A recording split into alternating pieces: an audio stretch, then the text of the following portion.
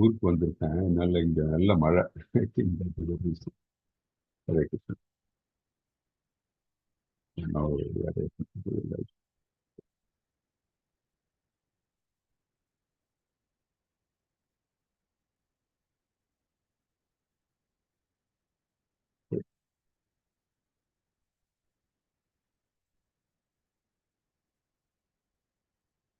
So we will start with the prayers now.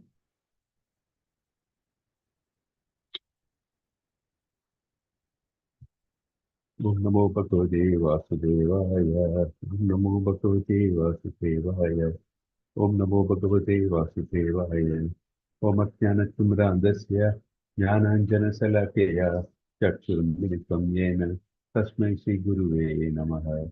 Shri Chaitanya Manobhishtam Sthapitam Yena Bhutale Swayam Rupa Kata Mahyam Tatati Swapadantikam.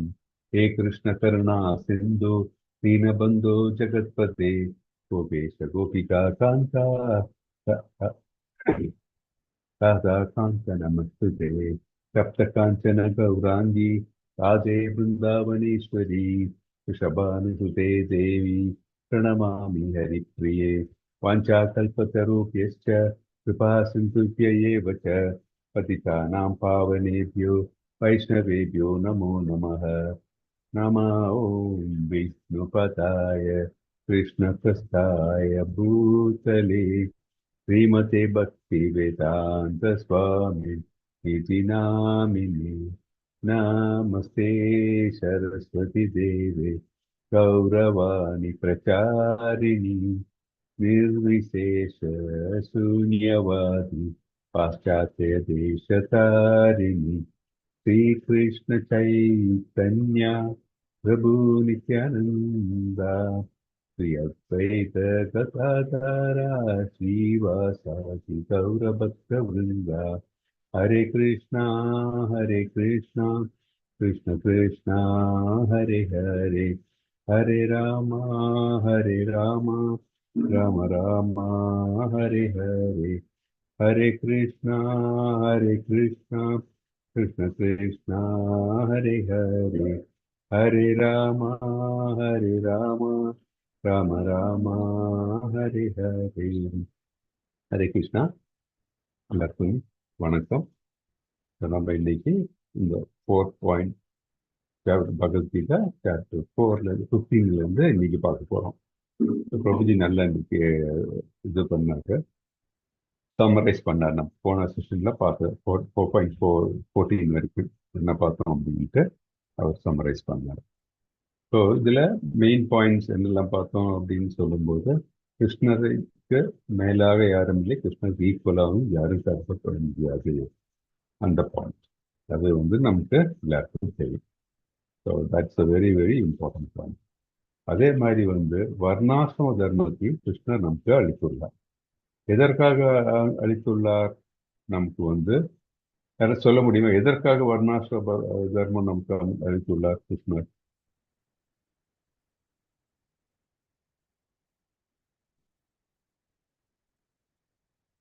அது இல்லாம இருக்கலாம்ல. எதற்காக வர்ணாசிரம தர்மம் நமக்கு கிருஷ்ணர் அளித்துள்ளார் தெரியுங்க?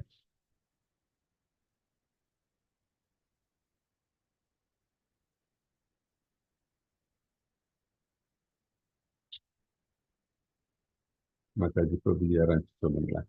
இந்த சமுதாயம் நன்மைக்காக தான் பிரபுஜி. படிப்படியா அவங்க எல்லாருமே ஒவ்வொருத்தரும் அவர்களுடைய கடமைகளை செய்து, கர்மயோகத்துல அவங்க கடமைகளை செய்து, அந்த கடமைகள் மூலம் அந்த கடமைகளை கிருஷ்ணருக்கு அர்ப்பணித்து, அது கிருஷ்ண உணர்வில் அந்த கடமைகளை செய்யணும், கிருஷ்ண உணர்வுல முன்னேறணும்ன்றதுக்காக தான் அவங்க இந்த வர்ணாசிரம தர்மத்தை அவங்க உருவாக்கினார் பிரபுஜி.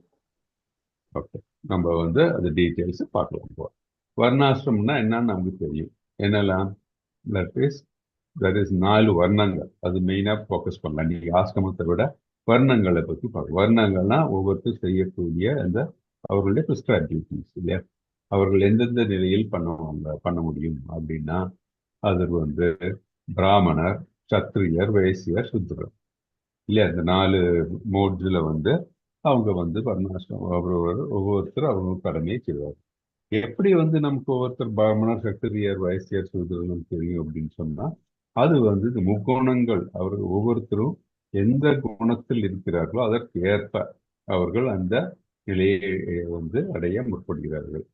அந்த குணமும் மட்டும் இல்லாமல் ஒவ்வொருத்தருடைய அந்த குவாலிஃபிகேஷன்ஸ், அவர்களுடைய என்ன தன்மை இருக்கோ அதற்கு ஏற்பதான் வந்து இந்த 4 வர்ணங்களுக்குள் ஏதாவது ஒரு வர்ணங்கள் அவர்கள் ஏற்று இருக்கிறார்கள்.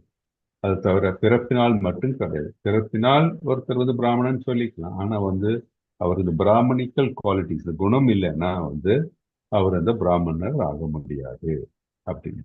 அதற்கு முன்னாடி இந்த கேள்வி நான் இப்ப கேட்ட கேள்வி, எதற்காக வந்து இந்த வர்ணாசிரமம் கிருஷ்ணர் படைத்தார் அப்படின்னு பாத்தீங்கன்னா, இந்த ஸ்லைட்ல வந்து கீழே கொடுத்துருக்காங்க பாருங்க. Purpose of the system. எதற்கு பிரபுஜி எக்ஸ்பிளைன் பண்ணியிருந்தார் சம்மரைஸ் பண்ணும்போது, தட் இஸ் மனிதனின் ஒரு உயிர் வாழியை வந்து ஒரு அனிமல் நிலையிலிருந்து ஒரு மிருகத்தின் நிலையிலிருந்து மனிதனுடைய நிலைக்கு கொண்டு வரதுக்கு. ஏன்னா ஒரு கட்டுப்பாடு இல்லாத வாழ்க்கை அப்படின்னு சொன்னா மிருகத்தோடைய வாழ்க்கை தான் இல்லையா? அனிமல்ஸோடைய விலங்குகளுடைய வாழ்க்கை. விலங்குகளுடைய வாழ்க்கை தான் கட்டுப்பாடு இல்லாமல் இருக்கு. மனிதனோட வாழ்க்கை ஒரு கட்டுப்பாட்டுக்குள், வரையறும்புக்குள் இருக்க வேண்டும். ஸோ அது ஒரு பாயிண்ட். ரெண்டாவது வந்து என்ன, நமக்கு தெரியும் நம்ம மனித உடலில் இருக்கும் பொழுதுதான் பக்தி தொண்டு செய்து கிருஷ்ணரை சென்று அடைய முடியும். தட் இஸ் அவர்களுடைய இந்த டிவோஷனல் சர்வீஸ்னால் புனிதமாக்கப்பட்டு கிருஷ்ணருடைய பாதங்கள் சென்றடைய முடியும். அதுதான் பியூரிஃபைங் த சென்சஸ். அது வந்து ரெண்டாவது point. மூணாவது இதுக்கு இந்த பியூரிஃபிகேஷன் ஆஃப் த சென்சஸ் சொன்னோம் இல்லையா, அந்த ப்ராசஸ்க்கு வந்து என்ன, எந்த விதமான பௌதிக ஆசைகள் இருக்கக்கூடாது. ஸோ அந்த பௌதிக ஆசை இல்லாமல் பக்தி தொண்டு செய்யணும் என்றால் இந்த ஹியூமன் பாடியில தான் முடியும். ஸோ அதற்காக தான் வந்து அந்த ஹியூமன் பாடியில எப்படி இந்த தொண்டு செய்ய வேண்டும், என்னெல்லாம் செய்ய வேண்டும் அப்படின்னா அதற்குடைய ஸ்ட்ரக்சர், வரையறுப்புகள் எல்லாம் கொடுத்தது வந்து இந்த வர்ணாசிரம சிஸ்டம். இப்போ சிஸ்டமேட்டிக்கா கிருஷ்ண உணர்வை வந்து ஒவ்வொருத்தர் மனதிற்குள்ள இருக்க கிருஷ்ண உணர்வை தூண்டி கிருஷ்ணரிடம் சென்று அறியக்கூடிய நிலையை கொண்டு வரதுக்கு தான் இந்த வர்ணாசிரம சிஸ்டம் வந்து கிருஷ்ணனம் கருத்துள்ளார். அவர் தான் அந்த வர்ணாசிரம சிஸ்டத்தோட கிரியேட்டர். ஸோ அதனால எல்லா உயிர் வாழிகளும், தட் இஸ் மனிதர்கள் வந்து இந்த வர்ணாசிரம நிலைக்குள் கட்டுப்பாட்டுக்குள் இருந்து கிருஷ்ண நிலைக்கு அடைய அவர்கள் முற்பட வேண்டும். அப்படி இருக்கும்போது கிருஷ்ணருக்கு இந்த மாதிரி நிலையில் அவர் வர்ணாசிரம நிலையில் இருக்க வேண்டுமா அப்படின்னு கேட்டா கிடையாது. ஏன்னா அவர் தான் வர்ணாசிரம நிலையை நமக்கு அளித்துள்ளார். அவரு தான் வந்து எல்லாத்துக்கும் மூலம். அப்படி இருக்கும்போது அவருடைய மனது வந்து கண்டிஷன்ட் ஆகாது. தட் இஸ் மாயினால் வந்து எந்த விதத்திலும் மாயை அவரை தொட முடியாது. ஏன்னா மாயை அவரிலிருந்து வந்தது தானே. ஸோ அதனால வந்து வர்ணாசிரம சிஸ்டம் அவருக்கு தேவையில்லை, மனிதர்களுக்கு தான் அது தேவை. இப்போ இந்த 4 இது பார்த்தோம். நம்ம என்ன 4 வர்ணங்கள்: பிராமணர், சத்திரியர், வைசியர் அண்ட் சூத்ரர் அப்படின்ட்டு. பிராமணர்கள் பார்த்தீங்கன்னா பெரும்பாலும் அவர்கள் தத்துவ குணத்தில் இருக்கிறவர்கள். சத்திரியர்கள் பார்த்தீங்கன்னா பேஷன், இது ரஜோகுணத்தில். வேசியர்கள் பார்த்தீங்கன்னா பேஷன், தட் இஸ் ரஜோகுணமும் இந்த தமோ குணமும் சேர்ந்து கலந்து இருக்கும். சூதரர்கள் அப்படின்னா அவர்களுக்கு தமோ குணத்தில் தான் அவர்கள் இருப்பார்கள் அப்படின்னு தெரியும். ஸோ பிராமணர்கள் அப்படின்னு நம்ம தமோ குணத்திலிருந்து அவங்களுடைய ரெஸ்பான்சிபிலிட்டிஸ் என்ன அப்படின்னு பார்த்தா, அவர்களுக்கு ஃபர்ஸ்ட் அண்ட் ஃபார்மோஸ்ட் சிக்ஷா அப்படின்னா டீச்சிங் அண்ட் ஸ்டடிங் வேதாஸ். அவர்கள் முதல்ல வேதங்களை கற்றிருக்க வேண்டும், அதுக்கு அதை மற்றவர்களுக்கு எடுத்து சொல்ல வேண்டும். அதுதான் வந்து அவர்களுக்கு அவருடைய ரெஸ்பான்சிபிலிட்டி, சிக்ஷா. அதே மாதிரி அவர்கள் தான் குரு, ஸ்பிரிச்சுவல் மாஸ்டர் சொல்றோம் இல்லையா, அவர்கள் வந்து குருவாக இருக்க வேண்டும், தன்மை அவர்களுக்கு உண்டு. அப்புறம் என்ன, யக்னங்கள் செய்யக்கூடிய நிலை அவர்களுக்கு தான். ஒரு யக்னம் செய்யணும்னா பிராமணர்கள் தான் அதற்கு தகுதியானவர்கள். ஏன்னா வேதங்கள் தெரியும் அவர்களுக்கு, வேதங்கள் உட்பட்டு அவருக்கு செய்ய முடியும். ஸோ அவர்கள் தாமாகவே வேதங்கள் மனித குலத்துக்கு நன்மைக்கு வேண்டி செய்யலாம், இல்லை பிறருக்காக வேண்டி வந்து அவர்கள் இந்த யக்னங்கள் செய்ய அவர்களுக்கு அட்வைஸ் பண்ணலாம். அதே மாதிரி அவர்களுக்காக செய்யவும் வேதங்களையும் இந்த யக்னங்களையும் செய்யலாம். அப்புறமா என்ன, அவர்களுக்கு அடுத்தது வந்து தாமா அப்படின்னு வந்து அவங்க மற்றவங்களுக்கு சேரிட்டி கொடுக்குறது. தட் இஸ் அவங்க மனது வந்து எப்படின்னா அவர்களுக்கு வந்து சாந்தமாகவும் மற்றவர்களை ஹெல்ப் பண்ற அந்த நிலை, அந்த மாதிரி இருக்க மனது இருக்க வேண்டும் அவங்களுக்கு. அதனால மற்றவர்களுக்கு இந்த தானம் கொடுக்கிறது அவர்கள் செய்ய வேண்டும். So, அந்த தானம் கொடுக்கிற அந்த ஹேபிட் அவர்களுக்கு இருக்க வேண்டும். அது மட்டுமல்லாமல் துறவு மனப்பான்மை, ஆஸ்ட்ரிட்டி, அதுவும் அவர்களுக்கு இருக்கணும். அந்த அப்படி இருக்கும்போது எனக்கு மனநிலை எப்படி இருக்கும்? ரொம்ப பியூரா, புண்ணியம் மனது, இந்த பியூர் மனதோடையும், அதே மாதிரி பக்தி, பக்தியில் நல்லா மூழ்கியும் இருக்க வேண்டும். பிராமணன் சொன்னா இதெல்லாம் நம்ம மனசுல இருக்கும். அதே மாதிரி பிராமணர் அந்த குவாலிபிகேஷன்னா இதெல்லாம் இருக்கணும். அப்புறம் நான் இது மட்டும் போதுமா அப்படின்னா, இன்னும் இம்பார்ட்டன்ட் ஃபேக்டர் என்னன்னா ட்ரூத்ஃபுல்னஸ். ஸோ சத்தியம் அவர்களுக்கு எப்போ இருக்கும். அவர்கள் பொய் சொல்றதோ இல்லை மேனிப்புலேட் பண்றதெல்லாம் இருக்கக்கூடாது. அவர்கள் ஸ்ட்ரைட் ஃபார்வர்ட் சத்தியம் அவர்களுக்கு இருக்கணும். ஸோ இதெல்லாம் இருக்கும் பொழுதுதான் அவர்கள் ஒரு பிராமணன் சொல்ல முடியும். இதெல்லாம் இருக்கிற இந்த கலவை, இதெல்லாம் குவாலிட்டி ரெஸ்பான்சிபிலிட்டி நம்ம இருக்கும்போது அவர்கள் எப்படி இருப்பார்கள்? அவர்கள் க்ஷமை அப்படின்னா அவர்களுக்கு ரொம்ப பொறுமை இருக்கணும் அவர்களுக்கு. அதே மாதிரி புலன்களை கட்டுப்படுத்தி இருக்கணும். இதெல்லாம் இருக்கும்போது தான் ஒரு சிறந்த பிராமணன் ஆக முடியும். இந்த மாதிரி பிராமணன் இந்த நிலையில் இருக்கிறவர்கள் எல்லாம் பிராமணர் என சொல்லப்படுகிறார்கள். இப்போ நான் சொன்ன இந்த கேரக்டரிஸ்டிக்ஸ் எல்லாம் பார்த்தீங்கன்னா, இதெல்லாம் ஒரு சத்துவ குணத்தினுடைய கேரக்டரிஸ்டிக்ஸ் இல்லையா? ஸோ இதுதான் ஒரு பிராமணனுடைய இந்த கேரக்டரிஸ்டிக்ஸ். ஸோ அப்படியே சத்திரியன் அப்படின்னு நம்ம சொன்னோம்னா யாரு? நம்ம சொன்ன ராஜாக்கள் இல்லையா? அவங்களுடைய தன்மை தான் மனசுல வருது. அவர்களுடைய கடமைகள் என்ன அப்படின்னா, அவர்கள் ப்ரொடெக்டிங் பீப்புள் இல்லையா? எஸ்பெஷலி வீக்கா இருக்கிறவங்களுக்கு, அதே மாதிரி ரொம்ப நேர்மையா இருக்கிறவங்களை அவர்கள் சப்போர்ட் பண்ணணும், அவங்களை ப்ரொடெக்ட் பண்ணணும். அப்புறம் அதே மாதிரி அவர்களுடைய ராஜ்யத்து தர்மம், அதே மாதிரி இந்த நீதி இதெல்லாம் நிலைநாட்ட வேண்டும். லா அண்ட் ஆர்டர் இதெல்லாம் நிலைநாட்ட வேண்டும். அப்புறம் மக்களுக்கு அவர்களுடைய நாட்டை பாதுகாக்கிறதுக்கு, அதே மாதிரி தர்மத்தை நிலைநாட்டுவதற்காக அவர்கள் போரிட வேண்டும். அது அவர்களுடைய தர்மம். போரிட வேண்டியது ஒரு சத்திரியனுடைய தர்மம். அதே மாதிரி நல்ல கவர்னன்ஸ், தட் இஸ் நல்ல அந்த அவர்களுடைய ராஜ்யத்தில் அவர்கள் நல்ல விதமான இந்த கவர்னன்ஸ் இருக்கணும். ஸோ யாரெல்லாம் அந்த சத்திரிய நிலை, அந்த அட்மினிஸ்ட்ரேட்டிவ் நிலை, வேறு நிலை இருக்கும்பொழுது அவர்களுக்கு இந்த கேரக்டரிஸ்டிக்ஸ் எல்லாம் இருக்கணும். ஸோ அவங்களுக்கு நார்மல் இதெல்லாம் நிலை நடத்தணும்னா அப்போ அவங்களுடைய கேரக்டரிஸ்டிக்ஸ் எப்படி இருக்கும்? சௌரியம் இல்லையா? அவங்களுக்கு அந்த ஹீரோயிசம் அந்த மாதிரி இருக்கு, அந்த சௌரியம் இருக்கும் அவங்களுக்கு. அதே மாதிரி தேஜர் அப்படின்னு சொல்லும்போது ஸ்ட்ரென்த், எனர்ஜி அவர்களுக்கு இருக்கணும். ஏன்னா ஒரு லீடர் சோர்ந்து போகக்கூடாது இல்லையா? அவர் எனர்ஜெட்டிக்கா இருக்கணும். அது அதே மாதிரி டிட்டர்மினேஷன், அவர் செய்யணும், காப்பாற்றணும், அந்த டிட்டர்மினேஷன் அவர்களுக்கு இருக்கணும். அதே மாதிரி தக்ஷா அப்படின்னா ஸ்கில், அவர் செய்யறதுக்கு வேண்டிய எல்லாம் கம்ப்ளீட் ஸ்கில் இருக்கணும். இப்போ ஸ்கில் இல்லாதவங்க எல்லாம் ராஜாவானா எப்படி இருக்கும்? குட்டிச்சோரா இருக்கு நாடு. ஸோ எல்லாத்துக்கும் ஸ்கில் இருக்கு. அதனாலதான் முன்ன ராஜாக்கள் இருந்தா கூட அவர்களுடைய குழந்தைகளை எல்லாம் பயிற்சி எல்லாம் கொடுப்பாங்க. அவங்க பயிற்சி கொடுத்து தான் அப்புறம் தான் அவங்களுக்கு அந்த ராஜபதியா கொடுப்பாங்க. சும்மா எடுத்து கொடுக்க மாட்டாங்க. ஒரு நல்ல ராஜா அப்படின்னா அந்த பயிற்சி கொடுப்பாங்க. இப்பவும் பார்த்தீங்கன்னா நிறைய கம்பெனிஸ் எல்லாம் இருக்கு. எனக்கு தெரிஞ்ச டிவிஎஸ் இந்த மாதிரி கம்பெனிஸ் எல்லாம் பார்த்தீங்கன்னா அவங்க ஃபேமிலி மெம்பர்ஸ் எல்லாம் முதல்ல ட்ரெயினியா அவங்க இண்டக்ட் பண்ணுவாங்க.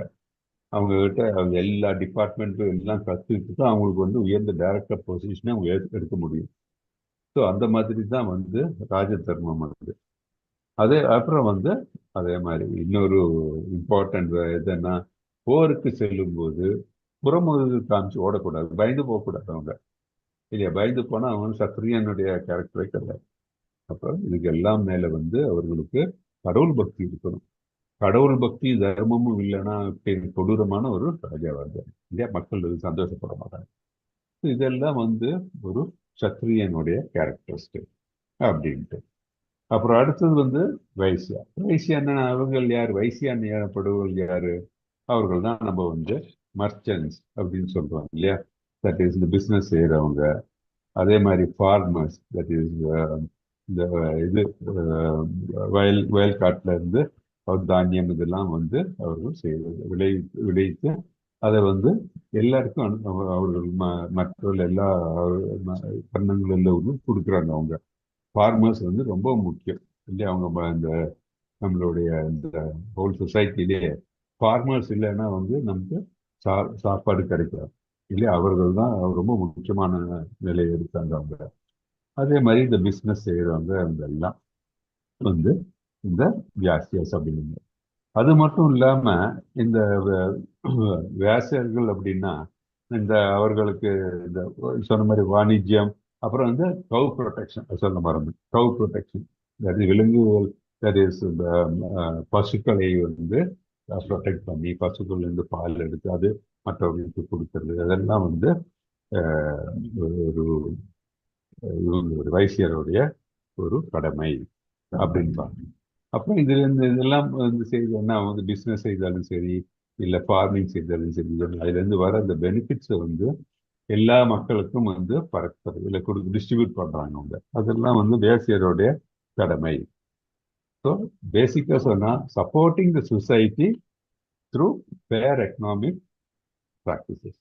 இது வந்து அவங்க வந்து இந்த சொசைட்டிக்கு கொடுக்குற இது இவங்க வேலை செய்து, இவர்கள் வந்து பிசினஸ் செய்து, அதனால் கிடைக்கிறது எல்லாம் வந்து அவர்கள் சொசைட்டி கொடுக்கணும். அவர்கள் கொடுக்குற ப்ராடக்ட்ஸா இருந்தாலும் சரி, இதெல்லாம் வந்து எப்படி இருக்கணும்? நேர்மையா இருக்கணும். கலப்படம் இப்ப பண்றாங்களா அந்த மாதிரி கிடையாது. கலப்படம் இருக்கக்கூடாது. நேர்மையான ப்ரைஸ் இருக்கணும். அதை விட்டு இந்த சொல்லுவாங்க இல்லையா, தட் இஸ் இந்த கொள்ள லாபம் அடிக்கிறதுனால அந்த மாதிரிலாம் இருக்கக்கூடாது. ஃபேர் ப்ரைஸிங், அதே மாதிரி குட் ப்ராடக்ட்ஸ் அந்த மாதிரி அவங்க கொடுக்கணும், குட் குவாலிட்டியோட.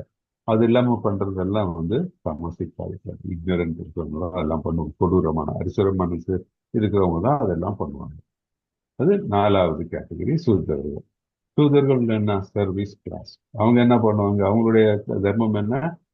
சர்வீஸ். மற்ற வர்ணங்களை வேண்டி அவங்க சப்போர்ட் பண்ணணும்.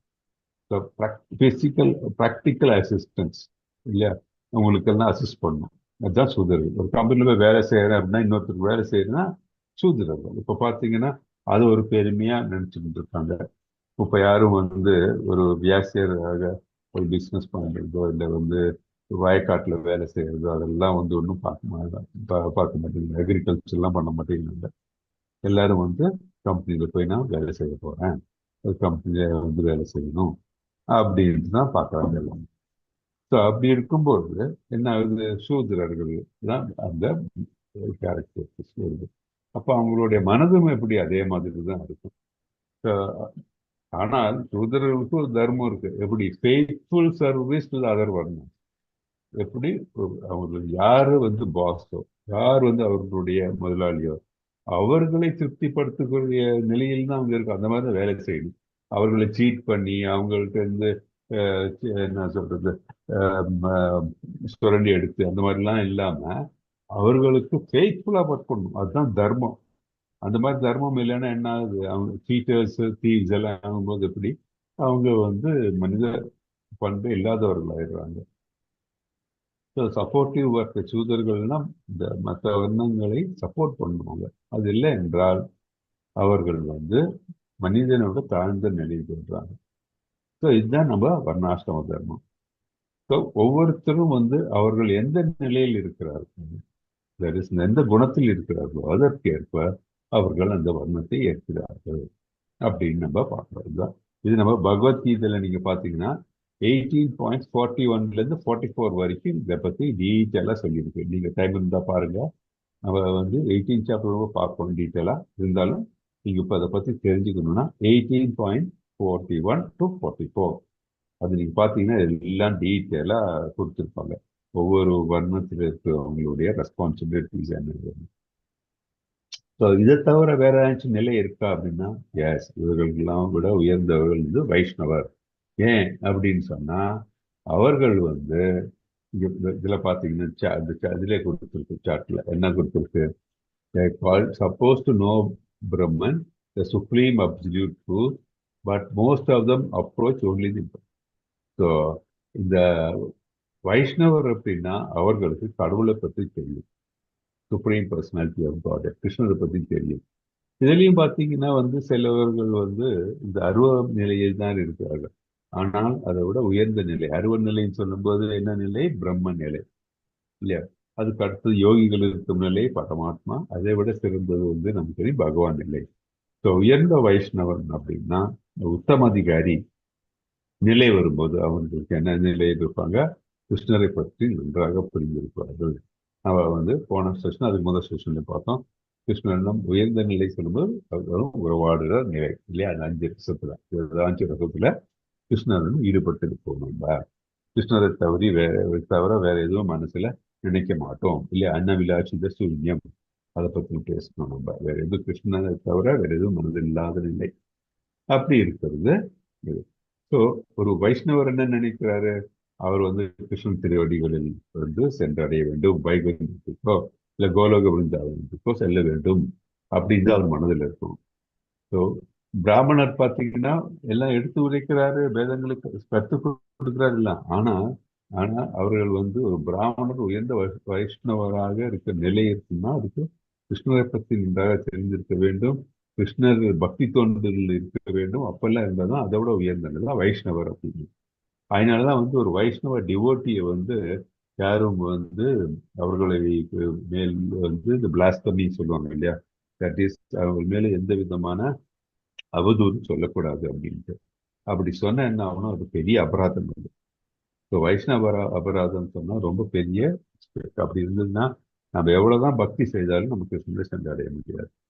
அது ரொம்ப முக்கியமானது. ஏன்னா அவர்கள் கிருஷ்ணருக்கு வேண்டியவர்கள், ஏன்னா பக்தி தோன்று இருக்கிறவர்கள். அது நம்ம புரிஞ்சுக்கணும். ஸோ இந்த பக்தி தோன்றி இருக்கிறவர்களுக்கு கிருஷ்ணரை பற்றி மட்டும் இல்லாம அவருடைய அவதாரங்கள், அவருடைய லீலைகள், அவருடைய அவருடைய தன்மைகள் எல்லாமே நன்றாக தெரிந்திருக்கும் நிலையில இருப்பார்கள் அப்படின்னு நம்ம பார்க்கணும். ஸோ இதுதான் நம்ம அந்த 13th இதுல நம்ம பார்த்தோம். ஸோ இந்த சார்ட்ல நம்ம ஞாபகம் வச்சுக்கிட்டோம்னா வர்ணாசிரமம், ஒவ்வொரு வர்ணத்துடைய தன்மை என்ன, எதற்காக இந்த வர்ணம், இந்த குணங்கள் என்னெல்லாம் குணங்கள், இந்த ஒவ்வொரு வர்ணத்துக்கும் என்னென்ன குணங்கள் அப்படின்னு எல்லாம் பார்ப்போம். எதற்காக இந்த வர்ணாசிரமம் ஸ்ட்ரக்சர் இருக்குது, அப்புறம் இதை விட எல்லாத்தை விட உயர்ந்த வைஷ்ணவ அப்படின்னு எல்லாம் நம்ம நல்லா புரிஞ்சுக்கலாம். ஓகே, ஸோ நம்ம இதெல்லாம் பார்த்தோம். ராமச்சந்திர போன இதுலேயே பார்த்தோம் எந்தெந்த ஆசிரமத்தில் என்னெல்லாம் பார்த்தோம். ஓகே, இப்போ நம்ம 4.14 பார்க்க போறோம். ஓகே, 4.15 பார்க்க போறோம் இப்போ இல்லையா? சாரி, யார் படிக்கிறீங்க? படிங்க. அது 4.15.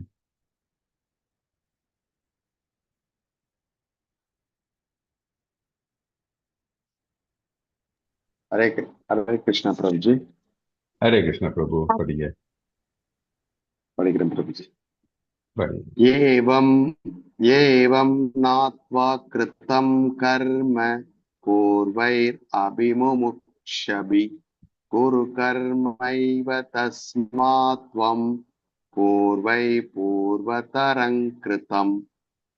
முற்காலத்தில் விடுதலை பெற்ற ஆத்மாக்கள் எல்லோரும் என்னுடைய உன்னத இயற்கையை உணர்ந்த வண்ணம் செயல்பட்டனர். எனவே அவர்களது அடிச்சுவட்டை பின்பற்றி நீயும் உனது கடமைகளை செய்ய வேண்டும். பொருளுரை: இருவிதமான மனிதர்கள் உள்ளனர். ஒருவரின் இதயம் அசுத்தமான பௌதீக விஷயங்களால் நிரம்பியுள்ளது. மற்றொருவர் பௌதீகத்திலிருந்து விடுபட்டுள்ளார். கிருஷ்ண உணர்வு இவ்விரு மனிதருக்கும் நன்மை அளிக்கும். கலங்கமுற்றவர் கிருஷ்ண உணர்வின் வழிமுறையை ஏற்று பக்தி தொண்டின் ஒழுக்க நெறிகளை பின்பற்றி படிப்படியாக தூய்மை அடையலாம். எனவே ஏற்கனவே கலங்கங்களில் இருந்து தூய்மை அடைந்தோர் தொடர்ந்து கிருஷ்ண உணர்வில் செயலாற்றுவதன் மூலம் மற்றவர்கள் அவர்களை பின்பற்றுவதற்கும் அதனால் பலனடைவதற்கும் உதவலாம். முட்டாள்களும் கிருஷ்ண உணர்விற்கு புதியவர்களும் கிருஷ்ண உணர்வின் ஞானத்தை பெறாமல் செயல்களில் இருந்து ஓய்வு பெற விரும்புகின்றனர். போர்க்களத்தின் செயல்களிலிருந்து ஓய்வு பெற விரும்பிய அர்ஜுனன் விருப்பத்தை பகவான் ஏற்றுக்கொள்ளவில்லை. எவ்வாறு செயல்படுவது என்பதை மட்டுமே ஒருவன் அறிந்து கொள்ள வேண்டும். கிருஷ்ண உணர்வின் செயல்களில் இருந்து ஓய்வு பெற்று தனியே அமர்ந்து கிருஷ்ண உணர்வில் இருப்பது போன்று பாவனை செய்தல் கிருஷ்ணரின் திருப்திக்கான செயல்களில் ஈடுபடுவதை விட முக்கியத்துவம் குன்றியதாகும். முன்பே குறிப்பிட்ட சூரிய தேவன் விவஸ்வானை போன்ற பகவானின் முந்தைய சீடர்களின் அடிச்சுவட்டை பின்பற்றி கிருஷ்ண உணர்வில் செயலாற்றுமாறு அர்ஜுனன் இங்கு அறிவுறுத்தப்படுகிறான். முழுமுதற் கடவுள் தனது முந்தைய செயல்கள் மட்டுமின்றி இதற்கு முன் கிருஷ்ண உணர்வில் செயலாற்றிய அனைவரை பற்றியும் அனைத்தையும் அறிவார். எனவே பல கோடி வருடங்களுக்கு முன் தன்னிடம் இருந்து இக்கலையை கற்ற சூரிய தேவனை பின்பற்றுமாறு பரிந்துரைக்கின்றார். பகவான் கிருஷ்ணரால் நியமிக்கப்பட்ட கடமைகளை நிறைவேற்றுவதில் ஈடுபட்ட இத்தகு சீடர்கள் முக்தி பெற்றவர்களாக இங்கு குறிப்பிடப்படுகின்றனர். ஹரே கிருஷ்ண பிரபுஜி. ஹரே கிருஷ்ணா பிரபு, தேங்க்யூ. ஸோ என்ன நமக்கு தெரியுது இதுல இருந்து? முற்காலத்தில் விடுதலை பெற்ற ஆத்மாக்கள் எல்லோரும் என்னுடைய உன்னத இயற்கையை உணர்ந்த வண்ணம் செயல்பட்டனர். எனவே அவர்களது அடிச்சுவடை பின்பற்றி நீயும் உனது கடமைகளை செய்ய வேண்டும். யார் முற்காலத்தில் விடுதலை பெற்ற ஆத்மாக்கள்? ப்ரீவியஸ் லிபரேட்டட் சோல்ஸ் இல்லையா? தட் இஸ் கிருஷ்ணர் வந்து இப்போ நம்ம அர்ஜுனர் இல்லை, நம்ம இந்த 5000 வருஷம் முன்னாடி மட்டும் வந்து ஜீவாத்மாக்கள் தோன்றவில்லை. பல கோடி வருஷம் உலகம் தோன்றினதுக்கு உடனே அந்த டைம்லேயே வந்து ஆத்மாக்கள் இருக்காங்க. அவர்கள் வந்து கிருஷ்ண உணர்வில் இருந்தாங்க. அவர்கள் எல்லாம் வந்து லிபரேஷன் அட்டைன் பண்ணியிருக்காங்க இல்லையா? இதெல்லாம் நமக்கு தெரியும். So all the liberated souls in the ancient acted with the understanding of a transcendental nature. That is, என்ன transcendental nature? போன இதில் பார்த்த மாதிரி. That is, கிருஷ்ண உணர்வுள் கிருஷ்ணருக்கு பக்தி செய்து அவர்கள் முக்தி பெற்றுள்ளாராம். அதுக்கு என்ன மெயின் காரணம்? அவர்கள் என்ன செய்யணுங்க? அவர்கள் வந்து கிருஷ்ணருக்கு சேவை செய்ய வேண்டும். அதுன்னு அவர்களுக்கு தெரிந்திருக்கிறது. எனவே அவர்களது அடிச்சுவடனை பின்பற்றி நீயும் உன் கடமைகளை செய்ய வேண்டும். ஸோ ஒவ்வொருத்தரும் அவங்கவுங்க கடமையை செய்ய வேண்டும். இந்த கடமையை செய்யாம இருந்தா அவர்களுக்கு இந்த கிருஷ்ணரை சென்றடைய முடியாது. எல்லாரும் அவங்கவுங்க பிரிஸ்கிரைப் டியூட்டிஸ் கண்டிப்பாக செய்திருக்க வேண்டும் அப்படின்ட்டு நமக்கு இதுல இருந்து தெரியாது. அதுதான் வந்து இதுல இந்த பொருளரில் பிரபுபாதர் சொல்றாரு, 2 விதமான மனிதர்கள் உள்ள 2 டைப். ஒருத்தர் வந்து இதே அசுத்தமான பௌதிக விஷயங்களால் நிரம்பி உள்ளது இல்லையா? தட் இஸ், இந்த மக்கள் வந்து சென்ஸ் ஆப்ஜெக்ட்ஸ் பின்னாடி இந்த பௌதிக மெட்டீரியலிஸ்டிக் டிசைர்ஸ்ல இருக்கிறவங்க. மற்றவர் வந்து பௌதிகத்திலிருந்து விடுபட்டுள்ளார். மற்றவர் வந்து பௌதிக ஆசை இல்லாம அதுல இருந்து விடுபட்டுள்ளார். கிருஷ்ண உணர்வின் இவ்விரு மனிதர்களுக்கும் நன்மை அளிக்கும். ஆனா 2 பேருக்கும் வந்து கிருஷ்ண உணர்வு இருந்தா அவர்களுக்கு நன்மை அளிக்கும். களங்கமுற்றவர் கிருஷ்ண உணர்வின் வழிமுறையை ஏற்று பக்தி தொண்டின் ஒழுக்க நெறிகளை பின்பற்றி படிப்படியாக தூய்மை அடையலாம். களங்கமுற்றவர்கள் யாரை களங்கமுற்றவர்கள் சொல்றாங்க? இந்த கட்டுண்ட நிலையில் இருக்கிறவர்கள் இருந்தவர்கள். அவர்கள் என்ன பண்ணலாம்? கிருஷ்ண உணர்வின் உள்ள வழிமுறை இல்லையா? பிரிஸ்கிரைப் டியூட்டிஸ் கிருஷ்ண உணர்வுல வந்து எப்படி ஃபாலோ இந்த சாண்டிங், ரெகுலேட்டிவ் பிரின்சிபிள்ஸ் இதெல்லாம் ஃபாலோ பண்ணும்போது அவர்கள் வந்து படிப்படியாக தூய்மை அடையலாம். ஏற்கனவே களங்கங்கள் இருந்து தூய்மை அடைந்தோர் தொடர்ந்து கிருஷ்ண உணர்வில் செயலாற்றுவதன் மூலம் மற்றவர்கள் அவர்களை பின்பற்றுவதற்கும் அதனால் பலனடைவதற்கும் உதவலாம். இது ரொம்ப important point. That is, Krishna உணர்வில் இருக்கிறவர்களுடைய ஒரு முக்கியமான டியூட்டி என்ன? மற்றவர்கள் அவர்களை பின்பற்றுவதற்க ஒரு நிலையில் இருக்க வேண்டும். நிறைய நம்ம பார்த்துருக்கோம், வீட்டில் எனக்கு வந்து யாரும் சப்போர்ட் பண்ண மாட்டேங்கிறாங்க, இல்லை வெளியே போனால் அவங்க வந்து வந்து என்ன ரொம்ப இது கிண்டல் பண்ணுவாங்க, இல்லை யாரும் மதிக்க மாட்டாங்க. இந்த நிலை வர்றதுக்கு ஒன்றாவது ரீசன்ஸ் நம்ம வந்து நம்மளே வந்து நம்மளுக்குள்ள நம்ம என்ன செய்யறோம்னு பார்க்கணும். நம்ம செய்யற இந்த டிவோஷனல் சர்வீஸ் வந்து எல்லா சீரியஸ்னஸோடையும் முழு ஈடுபாடோடு செய்யும்போது மற்றவர்களுக்கு நம்ம மேல அந்த நம்பிக்கை வரும், அதே மாதிரி அந்த பக்தி வரும். அதை நான் வந்து ஒரு எக்ஸாம்பிள் சொல்லியிருந்தேன் முன்ன, உங்களுக்கு ஞாபகம் இருக்கான்னு தெரியல, திருப்பி ஒரு பிக்கா சொல்றேன். ஒரு பிரபுஜி இருந்தாரு நம்ம இதுல தமிழ் இதுலலாம். அவர் வந்து பெங்களூர்ல வேலை செய்தார் ஒரு பெரிய கம்பெனியில, கவர்மெண்ட் கம்பெனியில. அவர் இந்த கிருஷ்ண உணர்வுல வந்த உடனே இவர் வந்து ஃபோர் ரெகுலேட்டரி பிரின்சிபிள்ஸ் ஃபாலோ பண்ணாரு. அதே மாதிரி வந்து அவர் சாண்ட் பண்ணுவார், டைம் கிடைச்சா உடனே சாண்ட் பண்ணுவார் போய். அந்த மாதிரி இந்த மற்றவர்களை மாதிரி வந்து இந்த காசிப்பு இதெல்லாம் வந்து இல்லாமல் அவர் இருந்தார். அதே மாதிரி அவர் இந்த கிருஷ்ண திலகம் எல்லாம் போட்டுட்டு ஆஃபீஸ்க்கு போக ஆரம்பிச்சாரு எல்லாம். முதல்ல எல்லாம் அவரை வந்து கொஞ்சம் கரெக்டாக பண்ணுற மாதிரி இருந்தாங்க எல்லாரும். இப்போ அதே மாதிரி இந்த ஆஃபீஸில் இந்த பார்ட்டிஸ் இதெல்லாம் நடக்கும். அந்த டைமில் வந்து மற்றவங்க எல்லாம் நான்வெஜ் இந்த மாதிரிலாம் சாப்பிடுவாங்க. சில டைமில் ட்ரிங்க்ஸ் அந்த மாதிரிலாம் இருக்கும் போகிறதுக்கு. ஆனால் இவர் வந்து என்ன பண்ணுவாங்கன்னா தனியா இருப்பாரு. பிரசாதம் வீட்டில் போய் சாப்பிடணும்னு போவார். இல்லைன்னா அங்கிருந்து ஏதாச்சும் கட்டாயமா இருந்தா வெஜிடபிள்ஸ் இந்த ஃப்ரூட்ஸ் அந்த மாதிரி மட்டும் தான் அப்புறம் அந்த மாதிரி. ஸோ முதல்ல கிண்டல் பண்ணவங்க கொஞ்ச நாளைக்கு அப்புறம் வந்து அவரை வந்து மதிக்க ஆரம்பிச்சாங்க. எப்படின்னா அவர் வந்து இது ஒரு பக்தன் எப்படி வந்து கண்டக்ட் பண்ணுமோ, எப்படி செயல்படணுமோ அதே மாதிரி செயல்பட்டார் அவர். ஸோ அவர் மேல மதிப்பு வந்தது. அவரை வந்து அவரை வந்து கிண்டல் பண்ணவங்க எல்லாம் அவர் மேல மதிப்பு வர ஆரம்பிச்சு. அவங்க வந்து எது கூப்பிட்டாலும் சீக்கிரம் வீட்டுக்கு போயிடுவாரு, வெளியே இருந்தும் அவ்வளவா சாப்பிட மாட்டாரு. ஃப்ரூட்ஸ் அவருக்கு தனியா அது மாதிரி வைக்கும். அந்த மாதிரி அவங்க வந்து என்னதான் இருந்தாலும் அவருக்கு தனி இது பண்ண ஆரம்பிச்சுட்டாங்க. அதே மாதிரி ஏதாச்சும் அவங்களுக்கு வந்து பிரச்சனை இருந்தது, ஹெல்ப் இருந்தா இவர்கிட்ட வந்து அட்வைஸ் கேட்க ஆரம்பிச்சாங்க. அந்த நிலையில வந்து ஏன்னா அவரு அந்த மாதிரி கண்டக்ட் பண்ணாரு. ஸோ அந்த மாதிரி ஒரு பக்தரா நம்ம இருக்கும்போது உண்மையே நம்ம அதை உண்மையிலேயே நம்ம அந்த மாதிரி செயலாற்ற வேண்டும். அப்படி நம்ம செயலாற்றினா மற்றவர்களும் நம்மளை பார்த்து மோட்டிவேட் ஆகி வந்து பின்பற்றுவாங்க. ஆனா அப்படி இல்லை அப்படின்னா நம்ம போலியே நினைச்சுக்கோங்க நம்ம. ஏன்னா நம்ம என்ன செய்தாலும் ஈஸியா மற்றவங்க வந்து நம்மள ஈஸியா எடை போட முடியும். அது ரொம்ப முக்கியம். அதனாலதான் நம்ம வந்து வீட்டுல நம்ம இந்த மாதிரி நம்ம இந்த பக்தி தொண்டுல ஈடுபடும் போது கிருஷ்ணா கான்சியஸ்ல இருக்கும்போது we have to walk the talk. அது நம்ம ரெஸ்பான்சிபிலிட்டி, அது நம்முடைய தர்மம். அது ஞாபகம் வச்சுக்கணும். ஓகே. ஸோ இது வந்து இந்த இந்த ஸ்லோகத்தில் இம்பார்ட்டன்ட் மெசேஜ் நமக்கு. ஸோ முட்டாள்கள் வந்து கிருஷ்ண உணர்வு புதியவர்களும் வந்து பார்த்தீங்கன்னா இந்த இந்த மாதிரி செயல்களில் ஈடுபடாம அவர்கள் வந்து என்ன சில நாள் செய்வாங்க, சில நாள் செய்ய மாட்டாங்க. அப்புறம் அதுல ஒரு நம்பிக்கை இருக்காது. அப்புறம் வந்து அவங்க ரெகுலேட்டரி பிரின்சிபிள்ஸ் ஃபாலோ பண்ண அந்த மாதிரி இருந்தா எந்த வித பயனும் கிடைக்காது அப்படின்னு நம்ம அது வந்து கிளியரா தெரிஞ்சுக்கிறோம் நம்ம. ஸோ கிருஷ்ணரை திருப்திப்படுத்தக்கூடிய அதே மாதிரி கிருஷ்ணரின் திருப்திக்கான செயல்களில் ஈடுபடுவதை விட வேற எதுக்கும் முக்கியம் கொடுக்கக்கூடாது நம்ம.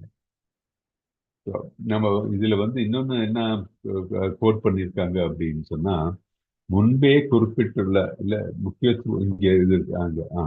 இந்த இருப்பது போல பாவனை செய்தல் கிருஷ்ணரின் திருப்திக்காக செயல்கள் ஈடுபடுவதை விட முக்கியத்துவம் குறிப்பிட்டதாகும்.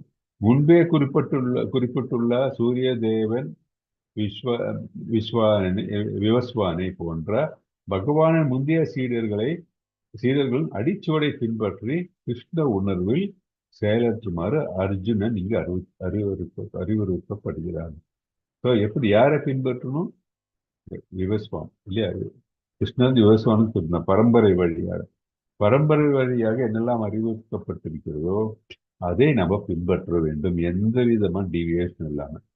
அதுதான் அது நம்ம கிளியரா புரிஞ்சுக்கணும். பல கோடி வருடங்களுக்கு முன்னால் கன்னடபந்தி கலையை கற்றுக்கு சூரிய தேவனை பின்பற்றுமாறு பகவான் கிருஷ்ணன் பரிந்துரைக்கிறார். யாருக்கு? அர்ஜுனர்கிட்ட. அர்ஜுன் மூலமாக நமக்கும் அதான் நம்ம செய்யணும். நியமிக்கப்பட்ட கடமைகளை நிறைவேற்றுவதில் ஈடுபட்டு இத்தகைய முக்தி பெற்றவர்களால் இது குறிப்பிடுகிறார்கள். ஸோ நம்ம வந்து நம்மளுடைய நியமிக்கப்பட்ட கடமைகளை கண்டிப்பாக செய்யணும்.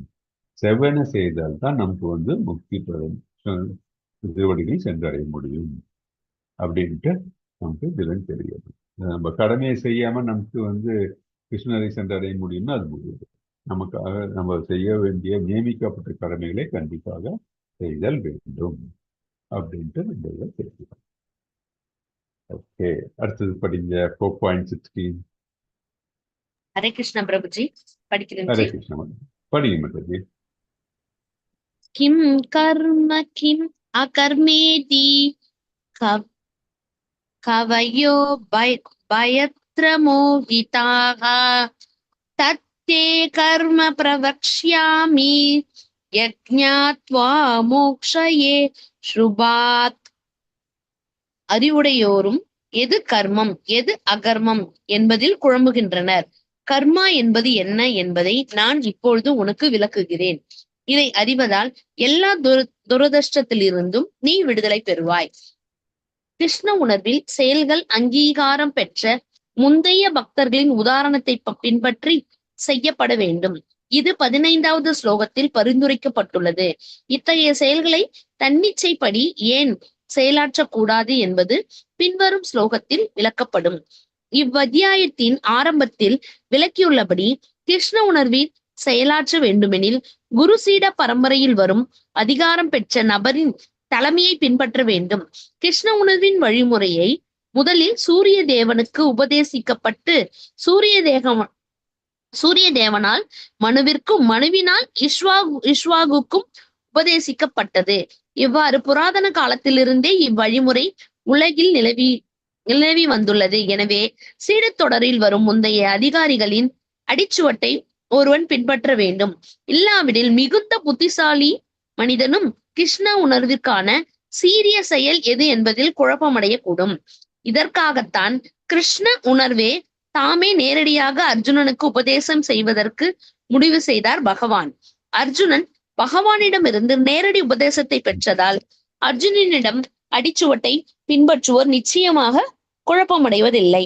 பக்குவமற்ற பரிசோதனைகளின் மூலம் தர்மத்தின் வழிகளை எவரும் உறுதிப்படுத்த முடியாதென்று கூறப்பட்டுள்ளது. உண்மையில் தர்மத்தின் நெறிகளை பகவான் மட்டுமே விதிக்க முடியும். தர்மத்து சாஷாத் பகவத் பிரணீதம். பாகவதம் 6.3.19. பக்குவமற்ற அனுமானத்தினால் யாரும் தர்மத்தின் கொள்கைகளை புதிதாக உண்டு பண்ண முடியாது. பிரம்மா, சிவன், நாரதர், மனு, குருமார்கள், கபிலர், பிரகலாதர், பீஷ்மர், சுகதேவ கோஸ்வாமி, யமராஜர், ஜனகர், பலி மகாராஜர் போன்ற மாபெரும் அதிகாரிகளின் அடிச்சுவட்டை பின்பற்ற வேண்டும். மன அனுமானத்தினால் தர்மத்தையோ தன்னுணர்வையோ எவராலும் உறுதியாக உணர முடியாது. எனவே பக்தர்களின் மீதான தனது காரணமற்ற கருணையால் கர்மா என்றால் என்ன, அகர்மா என்றால் என்ன என்பதை அர்ஜுனனுக்கு பகவான் நேரடியாக உபதேசிக்கிறார். கிருஷ்ண உணர்வில் செய்யப்படும் செயல்கள் மட்டுமே பௌதீக பந்தத்திலிருந்து ஒருவனை விடுவிக்கும். ஹரே கிருஷ்ண பிரபுஜி. ஹரே கிருஷ்ண மாதா, தேங்க்யூ. அடுத்தது சரிங்க மாதாஜி, ரெண்டும் வந்து ரிலேட்டட். அடுத்தது யோசிச்சுங்க. 17. ஓகே பிரபுஜி. கர்மணோ ஹ்யபி போதத்வ்யம் ச விகர்மணஹ அகர்மணஷ ச போதத்வ்யம் கஹனா கர்மணோ கதிஹி. செயல்களின் நுணுக்கங்களை உணர்வது மிக கடினம். எனவே கர்மம் செயல் என்பது என்ன, விகர்மம் தடை செய்யப்பட்ட செயல் என்பது என்ன, அகர்மம் செயலின்மை என்பது என்ன என்பதை தெளிவாக அறிந்து கொள்ள வேண்டும். பௌதீக பந்தத்திலிருந்து விடுபடுவதற்கான உண்மையான ஆர்வம் ஒருவனிடம் இருந்தால் கர்மம், அகர்மம் மற்றும் விகர்மம் என்பனவற்றின் வேறுபாட்டை அவன் தெளிவாக உணர வேண்டும். இது மிகவும் கடினமான விஷயம் என்பதால் கர்மம், அகர்மம் மற்றும் விகர்மத்தை ஆய்ந்து அறிவதில் ஒருவன் முழு முனைப்புடன் தன்னை ஈடுபடுத்த வேண்டும். கிருஷ்ண உணர்வையும் குணங்களுக்கேற்ற அதன் செயல்களையும் அறிந்து கொள்ள தனக்கும் கடவுளுக்கும் உள்ள உறவினை அறிய வேண்டும். அதாவது ஒவ்வொரு உயிர்வாழியும் இறைவனின் நித்திய சேவகன் என்பதையும் அனைவரும் கிருஷ்ண உணர்வில் செயலாற்ற வேண்டியவர்கள் என்பதையும் அறிவுடையோன் தெளிவாக அறிவான். பகவத்கீதை முழுவதும் இந்த முடிவை நோக்கியே நம்மை அழைத்து செல்கின்றது. இந்த முடிவிற்கும் இதனை சார்ந்த செயல்களுக்கும் எதிரான எல்லா முடிவுகளும் விகர்மங்கள் அல்லது தடை செய்யப்பட்ட செயலாகும். இவற்றையெல்லாம் புரிந்து கொள்ள ஒருவன் கிருஷ்ண உணர்வின் அதிகாரிகளோடு தொடர்பு கொண்டு அவர்களிடமிருந்து ரகசியத்தை அறிய வேண்டும். இவ்வாறு அறிவது பகவானிடமிருந்து நேரடியாக கற்பதை போன்றதே. இல்லாவிடில் மிகச்சிறந்த அறிவாளியும் குழப்பமடைவான். ஹரே கிருஷ்ண பிரபுஜி. ஹரே கிருஷ்ணன். தேங்க்யூ மாதாஜி. ஸோ நம்ம 4.17 என்ன சொல்றாங்க? செயலின் நுணுக்கங்களை உணர்வது மிக கடினம். எனவே கர்மா செயல் என்பது என்ன? விகர்மா தடை செய்யப்பட்ட செயல் என்பது என்ன? அகர்மா செயலின்மை என்பது என்ன என்பதை தெளிவாக அறிந்து கொள்ள வேண்டும் அப்படின்ட்டு. ஸோ நமக்கு இந்த மூன்றும் தெரிந்து கொள்ள வேண்டும் என்ன அப்படின்னு புரியணும். அப்பதான் நமக்கு நம்ம செய்ய வேண்டிய செயல்களை செய்ய முடியும் இல்லையா? கர்மா என்றால் என்ன அப்படின்னு பார்க்கும்போது என்ன சொல்றாங்க? இதுல என்ன சொல்றாரு? கர்மா அப்படின்னு என்ன?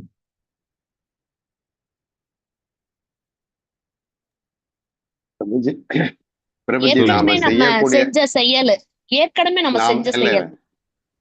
இல்ல, நாம செய்கின்ற செயல்கள் அனைத்தும் கர்மா என்று அழைக்கப்படும் பிரபுஜி. நம்ம செய்ய வேண்டிய செயல், தட் இஸ் பிரிஸ்கிரைப் டியூட்டி. அதுதான் முக்கியம்.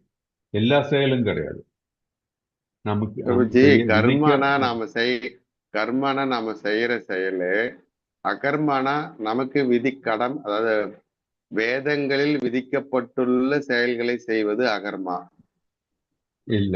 அதான் கொஞ்சம் அது நம்ம இதை படிக்கலாம். இன்னொரு வாட்டி இது பாருங்க. இன்னொரு வாட்டி நம்ம அந்த பொருளை ஒரு வாட்டி படிக்கலாம். ஓகே, இது கொஞ்சம் அதனாலதான் இதை படிச்சுட்டு நம்ம இந்த ப்ரீவியஸ் ஸ்லோகம் படிக்கலாம்னு சொன்னேன். இது இன்னொரு வாட்டி இந்த பொருளரை மட்டும் இன்னொரு வாட்டி படிக்கலாம். நம்ம நான் படிக்கிறேன் பிரபுஜி. படிங்க மாத்த நிறுத்தி இதான் படிங்க. ஓகே, படிங்க. பௌதீக பந்தத்திலிருந்து விடுபடுவதற்கான உண்மையான ஆர்வம் ஒருவனிடம் இருந்தால் கர்மா, அகர்மா மற்றும் விகர்மா என்பனவற்றின் வேறுபாட்டை அவன் தெளிவாக உணர முடியும். இது மிகவும் கடினமான விஷயம் என்பதால் கர்மா, அகர்மா மற்றும் விகர்மாவை ஆய்ந்து அறிவதில் ஒருவன் முழு முனைப்புடன் தன்னை ஈடுபடுத்த வேண்டும். கிருஷ்ண உணர்வையும் குணங்களுக்கேற்ற அதன் செயல்களையும் அறிந்து கொள்ள தனக்கும் கடவுளுக்கும் உள்ள உறவினை அறிய வேண்டும். அதாவது ஒவ்வொரு உயிர் வாழியும் இறைவனின் நித்திய சேவகன் என்பதையும் அனைவரும் கிருஷ்ண உணர்வில் செயலாற்ற வேண்டியவர்கள் என்பதையும் அறிவுடையோன் தெளிவான அறிவான பகவத் கீதை முழுவதும் இந்த முடிவை நோக்கியே நம்மை அழைத்து செல்கின்றது.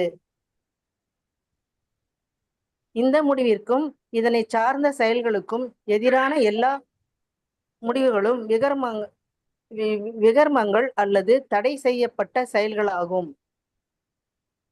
இவற்றையெல்லாம் புரிந்து கொள்ள ஒருவன் கிருஷ்ண உணர்வின் அதிகாரிகளோடு தொடர்பு கொண்டு அவர்களிடமிருந்து இரகசியத்தை அறிய வேண்டும். இவ்வாறு அறிவது பகவானிடமிருந்து நேரடியாக கற்பதை போன்றதாகும். இல்லாவிடில் மிகச்சிறந்த அறிவாளியும் குழப்பமடைவான். ஹரே கிருஷ்ணா பிரபுஜி. ஹரே கிருஷ்ணா. தேங்க்யூ. ஸோ நம்ம ரிவர்ஸ்ல இருந்து போகலாம். இப்போ என்ன சொல்றாங்க? அதுல என்ன தெளிவா உணர வேண்டும் அப்படின்ட்டாங்கன்னா அகர்மா, கர்மா, அகர்மா, விகர்மா மூன்றும் தெரிந்து கொள்ள வேண்டும் அப்படின்ட்டு. இதுல விகர்மா ரொம்ப கிளியரா சொல்லியிருக்காங்க இல்லையா? என்ன சொல்லியிருக்காங்க? இந்த ஒவ்வொரு உயிரிழந்திய சேவைகளின் முடிவை தெளிவாக அறிவது. இந்த முடிவுக்கு எதிரான தட் இஸ் பகவத்கீதை முழுவதும் முடிவை நோக்கி நம்ம என்ன முடிவு? கிருஷ்ண உணர்வில் செயலாற்ற. ஆமா, அது நித்தியம். ஒவ்வொரு உயிர் வாழியும் இறைவனின் நித்திய சேவகன் என்பதை அனைவரும் கிருஷ்ண உணர்வில் செயலாற்ற வேண்டியவர்கள். அனைவரும் கிருஷ்ண உணர்வில் செயலாற்ற வேண்டும். நித்திய சேவகன் என்று தெரிந்த கிருஷ்ண உணர்வில் எப்பொழுதும் செயலாற்ற வேண்டும் என்பதையும் அறிவுடையும் தெளிவாக அறிவான். ஓகே, ஸோ இதுதான் அப்ஜெக்டிவ். இதுதான் நம்ம கம்ப்ளீட்டா இதுதான் நம்மளுடைய அப்ஜெக்டிவ். இதுதான் பகவத்கீதை முழுவதும் இந்த முடிவை நோக்கி நம்ம அழைத்து செல்கிறது. இதுதான் ஃபைனல் அப்ஜெக்டிவ். ஏன்னா இது நம்ம செய்தால் தான் நம்ம வந்து கிருஷ்ணரை சென்றடைய முடியும். இதுதான் அகர்மா. தட் இஸ் நம்ம செய்யக்கூடிய செயல்கள் எல்லாம் முழுமையாக கிருஷ்ணருக்கு திருப்திப்படுத்தக்கூடிய செயல்களாகவும் கிருஷ்ண உணர்வில் நம்ம செய்ய வேண்டும் செய்ய செய்ய செய்ய செய்ய செய்ய வேண்டியது தான் செய்து கொண்டிருக்கும் செயல்கள் தான் அக்கர்மா அப்படின்னு சொல்றோம். அந்த அக்கர்மா நிலையை நேர்ந்தால் நம்ம வந்து கிருஷ்ணரை சென்றடைய முடியும். நிச்சயமாக எப்பொழுதும் நம்ம ஃபர்ஸ்ட் தெரிஞ்சுக்க வேண்டியது, உணர வேண்டியது நம் நித்திய சேவகன், கிருஷ்ணருடைய நித்திய சேவகன். ரெண்டாவது நம்ம என்ன பண்ணணும், நிச்சயமாக எப்பொழுதும் கிருஷ்ண உணர்வில் செயலாற்ற வேண்டும். நம்ம செய்யக்கூடிய காரியங்கள் எல்லாம் கிருஷ்ண உணர்வில் இருக்க வேண்டும். அதே மாதிரி அந்த காரியம் கிருஷ்ண உணர்வில் இருக்கும்போது கிருஷ்ணரை திருப்திப்படுத்தக்கூடிய காரியங்களா இருக்க வேண்டும். எப்படி இருக்கிறது, இதெல்லாம் எல்லாம் காம்பினேஷன் ஆஃப் தட். இந்த தன்மை இருக்கும் பொழுது நம்ம கிருஷ்ணரை சென்றடைய நமக்கு வழிவகுக்கும். இதுதான் devotional service, pure devotional service. Unalloyed pure devotional service இங்கிலீஷ்ல சொல்லுவாங்க இல்லையா, அதுதான் இந்த நிலை. இதுதான் அக்கர்மா அப்படின்றது. ஸோ என்ன அடுத்தது பகவத்கீதை இங்குதான் நம்ம அழைத்து செல்கிறது. இந்த அக்கர்மா நிலையை எழுதுவதற்கு தான் பகவத்கீதை நம்மளை ப்ரிப்பேர் பண்றது. ஓகே, அடுத்தது என்ன கொடுத்திருக்காங்க இங்க, இதற்கு இந்த முடிவிற்கும் இதனை சார்ந்த செயல்களுக்கும் எதிராக எல்லா முடிவுகளும் விகர்மங்கள். ஸோ நம்ம டிவோஷனல் சர்வீஸ் இல்லாம நம்ம இந்த கிருஷ்ண உணர்வுக்கு கிருஷ்ண உணர்வு இல்லாம, அதே மாதிரி நம்ம கிருஷ்ணரை திருப்திப்படுத்தக்கூடிய செயல்கள் இல்லாம கிருஷ்ணரை நினைத்து கொண்டு செய்யாம இருக்கிற செயல்கள் எல்லாம் பார்த்தீங்கன்னா என்ன, அது விகர்மங்கள் அப்படின்னு சொல்றாங்க. ஏன்னா இட்ஸ் அகேன்ஸ்ட் கிருஷ்ணா அது இல்லையா. அப்போது பௌதிக செயல்களாக மாறிவிடுகிறது. கிருஷ்ணருக்கு வேண்டி செய்யாம இருக்கிற செயல்கள் தான் பௌதிக செயல்கள் ஆகுது. அந்த பௌதிக செயல்கள் என்ன எல்லாம் விகர்மா அப்படின்றாங்க.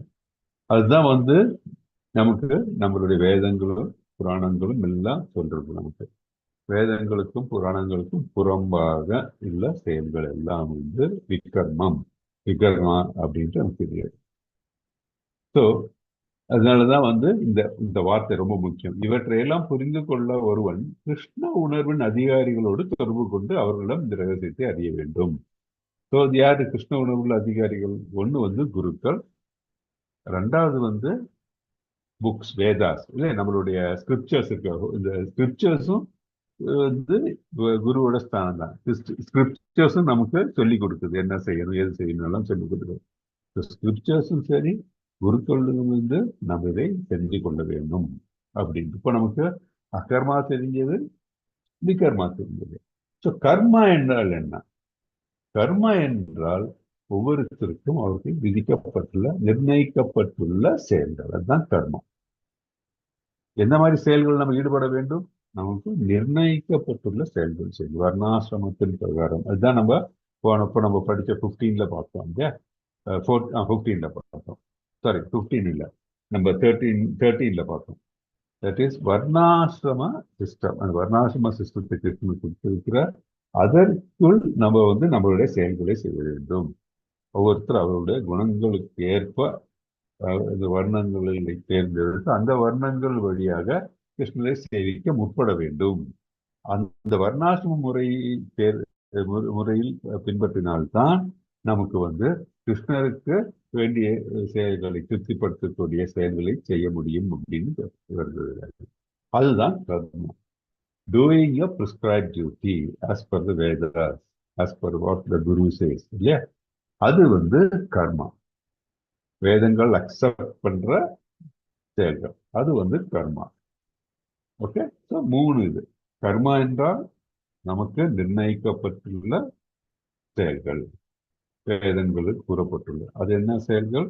நம்மளுடைய இந்த 4 வர்ணங்கள், ஆசிரமங்களுக்கு அதற்கேற்ப நம்ம செய்ய வேண்டிய செயல்கள். ஸோ அப்படின்னு நமக்கு ஒரு பிரம்மச்சாரி அப்படின்னா அப்படி இருக்கணும். அவங்க டாமினிக்கல் குவாலிட்டிஸ் இல்லையா, படிக்கிற குருகுலத்துல படிக்கிறாங்க, ஸ்கில் படிக்கிறாரு, ஒரு வேதங்களை பற்றி படிக்கிறாரு, இதெல்லாம் பண்றது. பிராமணிகள் குணம் நம்ம பார்த்தோம். இதெல்லாம் அந்த பிரம்மச்சாரிக்கான இருந்தது. அப்புறம் என்ன ஆகுது, அவர் வந்து அடுத்த ஸ்டேஜ் போற அடுத்த ஆசிரமம் என்ன, கிரகஸ்தன். ஸோ அவன் சாய்ஸ் இருக்கு. ஸோ இதெல்லாம் படித்த உடனே அவன் கிரகஸ்தன் ஆகிறதுக்கும் சான்சஸ் இருக்கு, இல்ல வந்து பிரம்மச்சாரியாவே கண்டினியூ பண்றதுக்கு சான்சஸ் இருக்கு. அது அது வந்து அந்த இண்டிவிஜுவல் ஆத்மா வந்து தேர்ந்தெடுத்துக்கிறாங்க. ஸோ அந்த கிரகஸ்தனான உடனே எப்படி அவன் வந்து அவனுடைய மனைவி, அதாவது அவனுடைய பார்ட்னர் மனைவி, அதே மாதிரி அவனுடைய தாய் தகப்பது, இவர்களுக்கெல்லாம் அவருடைய என்ன அவருடைய கடமை என்ன, அதெல்லாம் வந்து செவனே செய்யணும். ஸோ அந்த டைம்ல வந்து அவர் செய்ய வேண்டிய செயல்கள் எப்படி இருக்கணும், வேதங்களுக்கு உட்பட்டு நீதி நேர்மையோடு இதெல்லாம் செய்யணும்.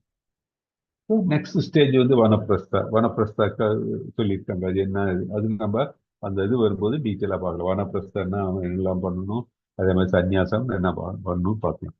ஆனால் இப்போ நம்ம ஃபோக்கஸ் பண்றது இந்த 4 வர்ணங்கள். இந்த 4 வர்ணங்கள் இருக்கும்பொழுது நம்ம முன்னாடியே டீட்டெயிலாக பார்த்தோம் ஒருடைய ரெஸ்பான்சிபிலிட்டி வந்து அது நம்ம பர்ஃபெக்டாக செய்யணும்.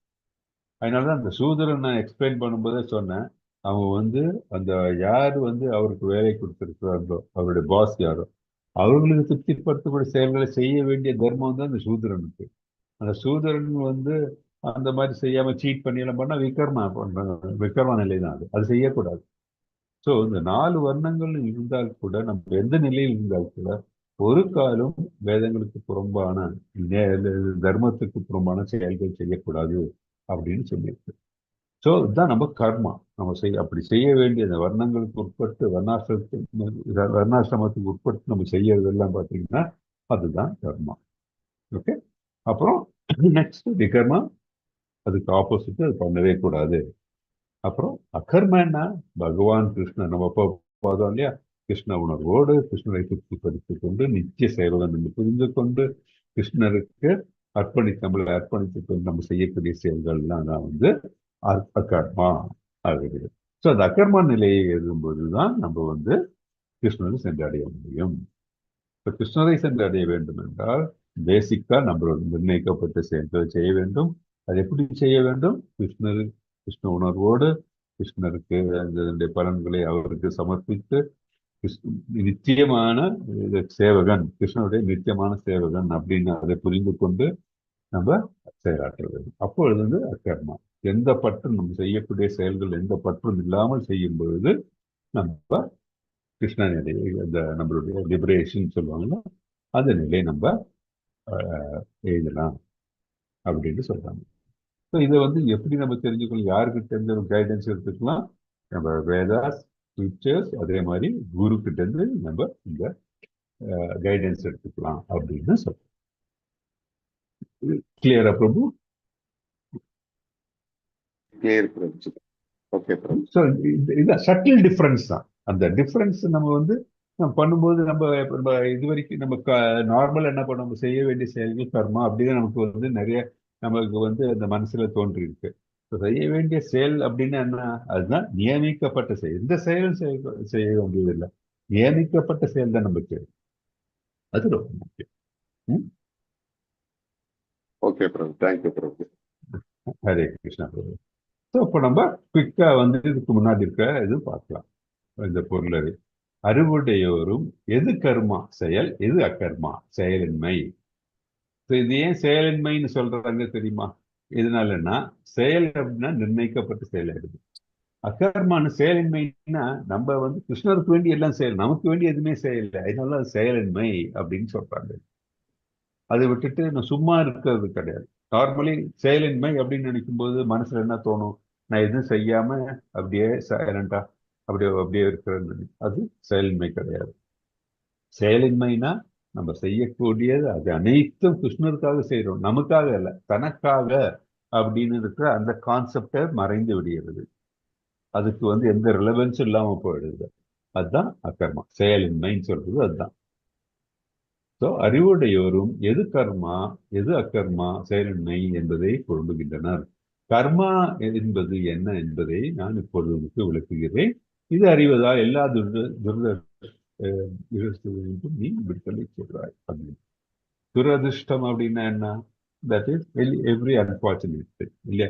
நம்ம வந்து செய்யக்கூடிய செயல்களை செய்கிறேன் என்றால் விகர்மா ஆகிவிடும். அப்ப என்ன, நம்ம என்ன செயல் செய்தாலும் அதுக்கு பலன் இல்லாம போயிடும். அப்போ அது வந்து துரதிருஷ்டம் தான் இல்லையா?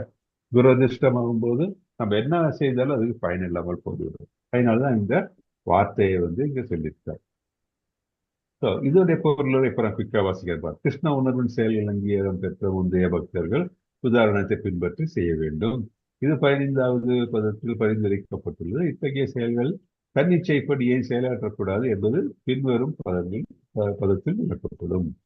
இவ்வத்தியாயத்தின் ஆரம்பத்தில் விளக்கியபடி கிருஷ்ண உணர்வில் செயலாற்ற வேண்டும் என்றால் குரு சீட பரம்பரையில் வரும் அதிகாரம் பெற்ற நபரின் தலைமையை பின்பற்ற வேண்டும். ஏன்னா நம்ம வந்து அந்த பரம்பரை, நம்ம சொன்ன பரம்பரை வழியாக நமக்கு வரும்பொழுதுதான் கிருஷ்ணர் என்ன உத்தேசிக்கிறாரோ அதை அப்படியே நமக்கு பரம்பரை வழியாக வரும்பொழுது அது அப்படியே நமக்கு சொல்லப்படுகிறது. அதை நம்ம வந்து அப்படியே நம்ம வந்து we have to implement also. அப்பதான் வந்து அது அதோடைய நம்ம செய்யக்கூடிய செயலுடைய நோக்கமும் வந்து கரெக்டா இருக்கும். இல்லாட்டி என்ன ஆகும்னா வீழ்ச்சி அடைந்து விடுவோம் நம்ம. ஸோ இந்த பரம்பரை வழியாக நம்ம என்ன சொல்லுகிறார், என்ன நம்மளோட குருக்கள் சொல்கிறார்களோ அதை கேட்டு அதே மாதிரி நம்ம செய்யணும். அதுதான் வந்து சீடத்தொடரில் வரும் முந்தைய அதிகாரம் அடிச்சுவட்டை ஒருவன் பின்பற்ற வேண்டும். நம்ம யாரை மாடல் பண்ணணும்? தட் இஸ் நம்மளுடைய குருவை மாடல் பண்ண வேண்டும். குரு என்பவர் யார்? சீட பரம்பரையில் வேதங்களை பற்றி புரிந்து கொண்டுள்ளவர். தட் இஸ் அதே மாதிரி இந்த கிருஷ்ண உணர்வில் உள்ளவர். அதுதான் ஒரு குருவுடைய குவாலிபிகேஷன். இல்லாவிடில் மிகுந்த புத்திசாலி மனிதனும் கிருஷ்ண உணர்விற்கான சிறிய செயல் என்று எது என்று கொடுக்க முடியக்கூடாது. இதற்காகத்தான் கிருஷ்ண உணர்வை தாமே நேரடியாக அர்ஜுனனுக்கு உபதேசம் செய்வதற்கு முடிவு செய்தார் பகவான். அர்ஜுன் பகவானிடமிருந்து நேரடி உபதேசத்தை பெற்றதால் அர்ஜுன் அடிச்சுவடை பின்பற்றுவோர் நிச்சயமாக கிடைக்கும். ஸோ நம்ம அர்ஜுனுக்கு வந்து கிருஷ்ணனா சொல்லியிருக்காரோ அதை பின்பற்றுகிறது. அது எங்கே வந்து எங்க சொல்லியிருக்கு? பகவத்கீதையில இருக்கு இல்லையா? ஸோ பகவத்கீதையில் இருக்கிற எல்லா பாயிண்ட்ஸும் வந்து பாகவதம் போன்ற நம்ம இதிகாசங்கள் புராணங்கள்லையும் வந்து அதனை நமக்கு அதன் அந்த புராணங்கள் வழியாகவும் இதிகாசங்கள் வழியாகவும் நமக்கு எடுத்துரைக்கப்படுகிறது. பக்குவமுற்ற பரிசோதனை மூலம் தர்மத்தின் வழிகளை எவரும் உறுதிப்படுத்த முடியாது என்று கூறப்பட்டுள்ளது. ஸோ இந்த ஸ்பெகுலேஷன் வந்து கூடாது. ஏன்னா நம்ம வந்து முன்னாடியே நம்ம இந்த பகவத்கீதை கிளாஸ் ஆரம்பிக்கும் போது நம்ம சொன்னோம் மனிதனுக்கு வந்து 4 டிஃபெக்ட்ஸ் உண்டு அப்படின்ட்டு இல்லையா? ஸோ அந்த டிஃபெக்ட்ஸ் இருக்கிற வரைக்கும் நம்ம வந்து கண்டிப்பாக அது பரிசோதனை மூலம் வந்து இல்லை ஸ்பெகுலேஷன் மூலமா தெரிஞ்சுக்கலாம்னு நினைச்சா அது வந்து அறிவின்மை. அது நமக்கு குருக்கள் மூலமாகவும் நம்மளோட வேதங்கள் வழியாகவும் தான் நம்ம பண்ண முடியும், புரிஞ்சுக்க முடியும். ஏன்னா நமக்கு வந்து அந்த அளவுக்கு நம்மளுடைய இன்டெலிஜென்ஸ் பத்தாது நமக்கு. ஆனா குருக்களுக்கும் இவர்களுக்கு ஏன் முடியும் அப்படின்னு சொன்னா பரம்பரை வழியாக வந்த மொழி அது. ரெண்டாவது வந்து அவர்களும் வந்து இவ்வளவு கோடி வருஷங்கள்ல மில்லியன்ஸ் ஆஃப் இயர்ஸ் வந்து நமக்கு கடந்து வந்துள்ளது. இது வரைக்கும் வந்து இது வந்து இப்பவும் நிலவில் உள்ளது அப்படின்னு சொன்னா it is relevant even today.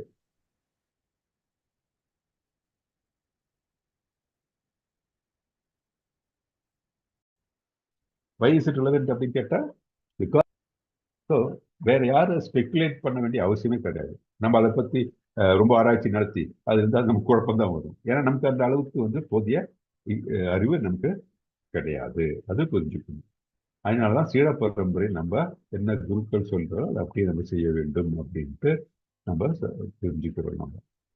Okay, so இங்க வந்து இந்த வேதங்கள் நமக்கு இல்ல கடவுள் மொழி நமக்கு வந்து எடுத்துரைக்கப்பட்டு இது யாரெல்லாம் அங்கீகரிக்கிறாங்க? இது பரம்பரையில் வந்தவர்கள் மட்டுமல்லாமல் யாரெல்லாம் அந்த அங்கீகரிக்கிறார்? பிரம்மா, சிவன், நாரதர், மனுகுமாரர்கள், கபிலர், பிரகலாதர், பீஷ்மர், சுகதேவ கோசாமி, யமராஜா, ஜனகர், பலி மகாராஜா, இவங்கெல்லாம் யாரு தெரியுமா?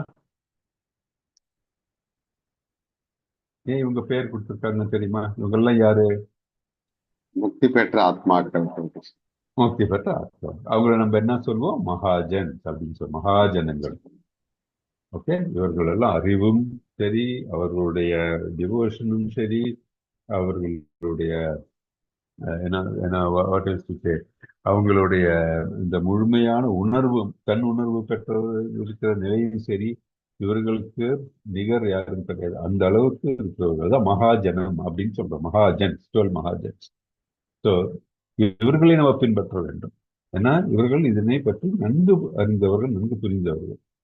So, அதனால பெற வேண்டும். மனக்கற்பனையால் தர்மத்தையோ தன்னுணர்வை எவராலும் உறுதி உணர முடியாது. நம்ம இங்க உட்காந்துட்டு டார்வினை பத்தியும் இல்ல வேற ஏதாச்சும் இவங்களை பத்தி நம்ம ஈக்குவேட் பண்ணி அவர்களுக்கு அந்த மாதிரி நிலை இருக்கு, இவங்க இந்த மாதிரி நிலைக்கு எல்லாம் பண்ண வேண்டிய அவசியம். ஏன்னா அவர்கள் எல்லாம் ஜீவாத்மா. அவர்கள்லாம் பார்த்தீங்கன்னா நிறைய பேர் டிவோட்டிஸே கிடையாது. அவங்களுக்கு பகவத்கீதை, பாகவதம் இல்ல உபனிஷத் திவிதம் அவங்க படிச்சு கூட பார்த்துருக்க மாட்டாங்க. ஸோ அவர்களை பின்பற்றுவது நம்ம கன்ஃபியூஷன்ஸ் தான் வரும். அது கிளியரா நமக்கு எதை நம்ம யாரை பின்பற்ற வேண்டும்? பரம்பரையில் வந்தவர்களை தான் பின்பற்ற வேண்டும். மகாஜனங்களை நம்ம பின்பற்ற வேண்டும். நம்ம இதிகாசங்கள், புராணங்கள் கூறுவதை பின்பற்ற வேண்டும். இது ரொம்ப அப்படி இருக்கும்போது தான் நம்ம கிருஷ்ண உணர்வில் செயல்பட முடியும். அப்பொழுதுதான் நம்ம அக்கர்மா நிலையில் சென்றடைய முடியும். நமக்கு இல்லாட்டி நம்ம என்ன ஆகும்? நம்ம செயல்களை செய்ய முற்படுவோம், ஆனால் கீழே விழுந்துடுவோம். அது விகர்மாவா ஆகிவிடும். ஓகே, ஸோ இது ரொம்ப முக்கியம். ஸோ நம்ம நமக்கு என்ன புரிதல் ரொம்ப முக்கியம். இது நம்மளுடைய பக்தி தொண்டுக்கு கர்மா என்றால் என்ன, அகர்மா என்றால் என்ன, விகர்மா என்றால் என்ன, இது நமக்கு கண்டிப்பாக புரிந்து நம்ம கான்சியஸா நம்மளுடைய வாழ்க்கையில் நம்ம பின்பற்றினால் நம்ம செய்யக்கூடிய செயல்கள் எல்லாம் அந்த அகர்ம நிலையில் நாம் செய்ய முடியும் அப்படின்ட்டு நம்ம இது ஓகே. இன்னொரு இது மட்டும் பார்த்துக்கலாம். 4.18 இது வரைக்கும் எல்லாருக்கும் கிளியருங்களா? அகர்மா, விகர்மா அண்ட் கர்மா என்னென்ன கிளியருங்களா? அது எனி டவுட்ஸ்?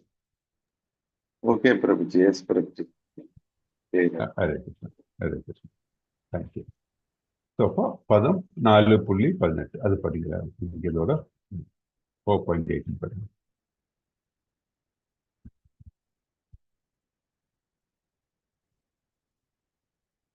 பிரபு படிங்க பிரபு நீங்க. ஹரே கிருஷ்ணா பிரபுஜி. ஹரே கிருஷ்ண பிரபு. கர்மண்ய கர்மய பஷ்யேத் அகர்மணி ச கர்மயக சபுத்திமான் மனுஷ்யேசு சயுக்த கிருத்ஸ்ன கர்ம கிருத். கர்மத்தில் அகர்மத்தையும் அகர்மத்தில் கர்மத்தையும் காண்பவனே மனிதரில் அறிவுடையவன் ஆகின்றான். எல்லாவித செயல்களில் ஈடுபட்டிருந்தாலும் அவன் உன்னத நிலையில் நிலை பெற்றுள்ளான். கிருஷ்ண உணர்வில் செயல்படுபவன் இயற்கையாகவே கர்ம பந்தத்திலிருந்து விடுபட்டுள்ளான். அவனுடைய செயல்கள் அனைத்தும் கிருஷ்ணருக்காகவே செய்யப்படுகின்றன. எனவே அவன் செயல்களின் பலன்களால் இன்புறுவதோ துன்புறுவதோ இல்லை. இதனால் அவன் கிருஷ்ணருக்காக எல்லாவித செயல்களில் ஈடுபட்டிருந்தாலும் மனித சமுதாயத்தில் புத்திசாலியாக கருதப்படுகிறான். அகர்மம் என்றால் விளைவுகளை கொடுக்காத செயல்கள் என்று பொருள். பலநோக்கு செயல்கள் தன்னுணர்வு பாதையில் தடை கற்களாக இருக்கும் என்ற பயத்தால் அருவவாதி எல்லா செயல்களையும் அறவே கைவிடுகிறான். ஆனால் பரம புருஷ பகவானின் நித்திய தொண்டன் என்னும் தனது நிலையை நன்றாக அறிந்த உருவவாதியோ தன்னை கிருஷ்ண உணர்வில் செயல்களில் ஈடுபடுத்திக் கொள்கிறான். அனைத்தும் கிருஷ்ணருக்காக செய்யப்படுவதால் இத்தகு தொண்டினை செய்வதில் அவனுக்கு திவ்யமான ஆனந்தம் கிடைக்கின்றது. இம்முறையில் ஈடுபட்டிருப்பவர்கள் சுய புலனுகர்ச்சியில் விருப்பமற்றவர்கள் என்று அறியப்படுகின்றனர். கிருஷ்ணரின் நித்திய தொண்டன் என்னும் உணர்வு செயலின் எல்லாவிதமான விளைவுகளில் இருந்தும் ஒருவனை பாதிக்கப்படாமல் காக்கின்றது. ஹரே கிருஷ்ண பிரபுஜி. ஹரே கிருஷ்ணன். இந்த பதத்துல அகர்மா ரொம்ப டீட்டெயிலா நமக்கு சொல்றோம் இல்லையா? என்ன சொல்றாங்க? கர்மாவில் அகர்மாவையும் அகர்மாவில் கர்மாவையும் காண்பவனே மனிதரில் அறிவுடையன ஆகிறான். கர்மாவில் அகர்மா, அதே மாதிரி அகர்மாவில் கர்மா காண்பவனே மனிதரில் அறிவுடையவன ஆகிறான். எல்லாவித செயல்களில் ஈடுபட்டிருந்தாலும் அவன் உன்னத நிலையை நிலை பெற்றுள்ளான்.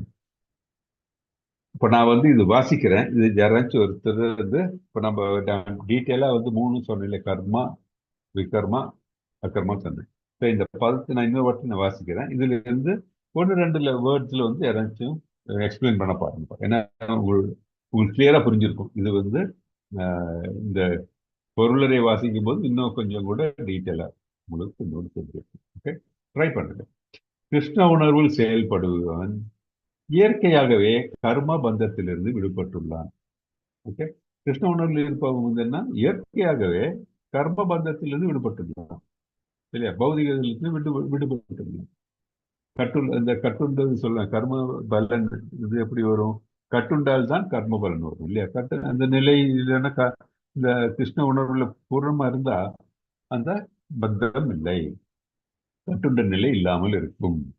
அவனுடைய செயல்கள் அனைத்தும் கிருஷ்ணருக்காகவே செயல்படுகிறான். எனவே அவன் செயல்களின் பலன்களால் இன்புறுவதோ துன்புறுவதோ இல்லை. இதனால் அவன் கிருஷ்ணருக்காக எல்லாவித செயல்களில் ஈடுபட்டிருந்தாலும் மனித சமுதாயத்தில் புத்திசாலியாக கருதப்படுகிறான்.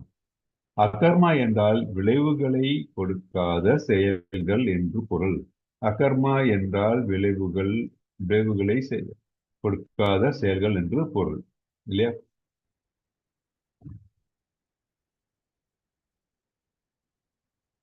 பல நோக்கு செயல்கள் தன்னுருவ பாதையில் தடை கற்களாக இருக்கும். அதுக்கு முன்னாடி இந்த இது அகர்மான என்னன்னு இன்னொரு வாட்டி கிளியரா புரிஞ்சுக்கணும். என்ன அது, கிருஷ்ண உணர்வில் இருக்கிறவர்கள் என்ன பண்ணுவாங்க, அவர்கள் கர்மபந்தத்தில் விடுபட்டுள்ளாங்க. ஏன்னா அந்த மாதிரி செயல்கள் கிடையாது, அந்த செயல்கள் எல்லாம் கிருஷ்ணனுக்காக செயல்கள். அவனுடைய செயல்கள் அனைத்து கிருஷ்ணனுக்காக செய்யப்படுகின்றன. எனவே அவன் செயல்கள் பலன்களினால் இன்புறுவதோ துன்புறுவதோ இல்லை. ஏன், அந்த செயலின் பலன்களை, அவனுடைய செயல்கள் பலன்கள் எல்லாம் யாருக்கு கொடுக்குறான், கிருஷ்ணனுக்காக கொடுக்குறான் இல்லையா. சோ கிருஷ்ணா நீ தான் எல்லாம், உனக்காக தான் எல்லாம் செய்யறேன் அப்படின்ட்டு அவன் கொடுக்கும்போது என்ன ஆகுது, அது அக்கர்மா ஆயிடுது. அதனாலதான் நமக்கு என்ன மாதிரி செயல்களை செய்யணும், நமக்கு நிர்ணயிக்கப்பட்ட செயல்கள்.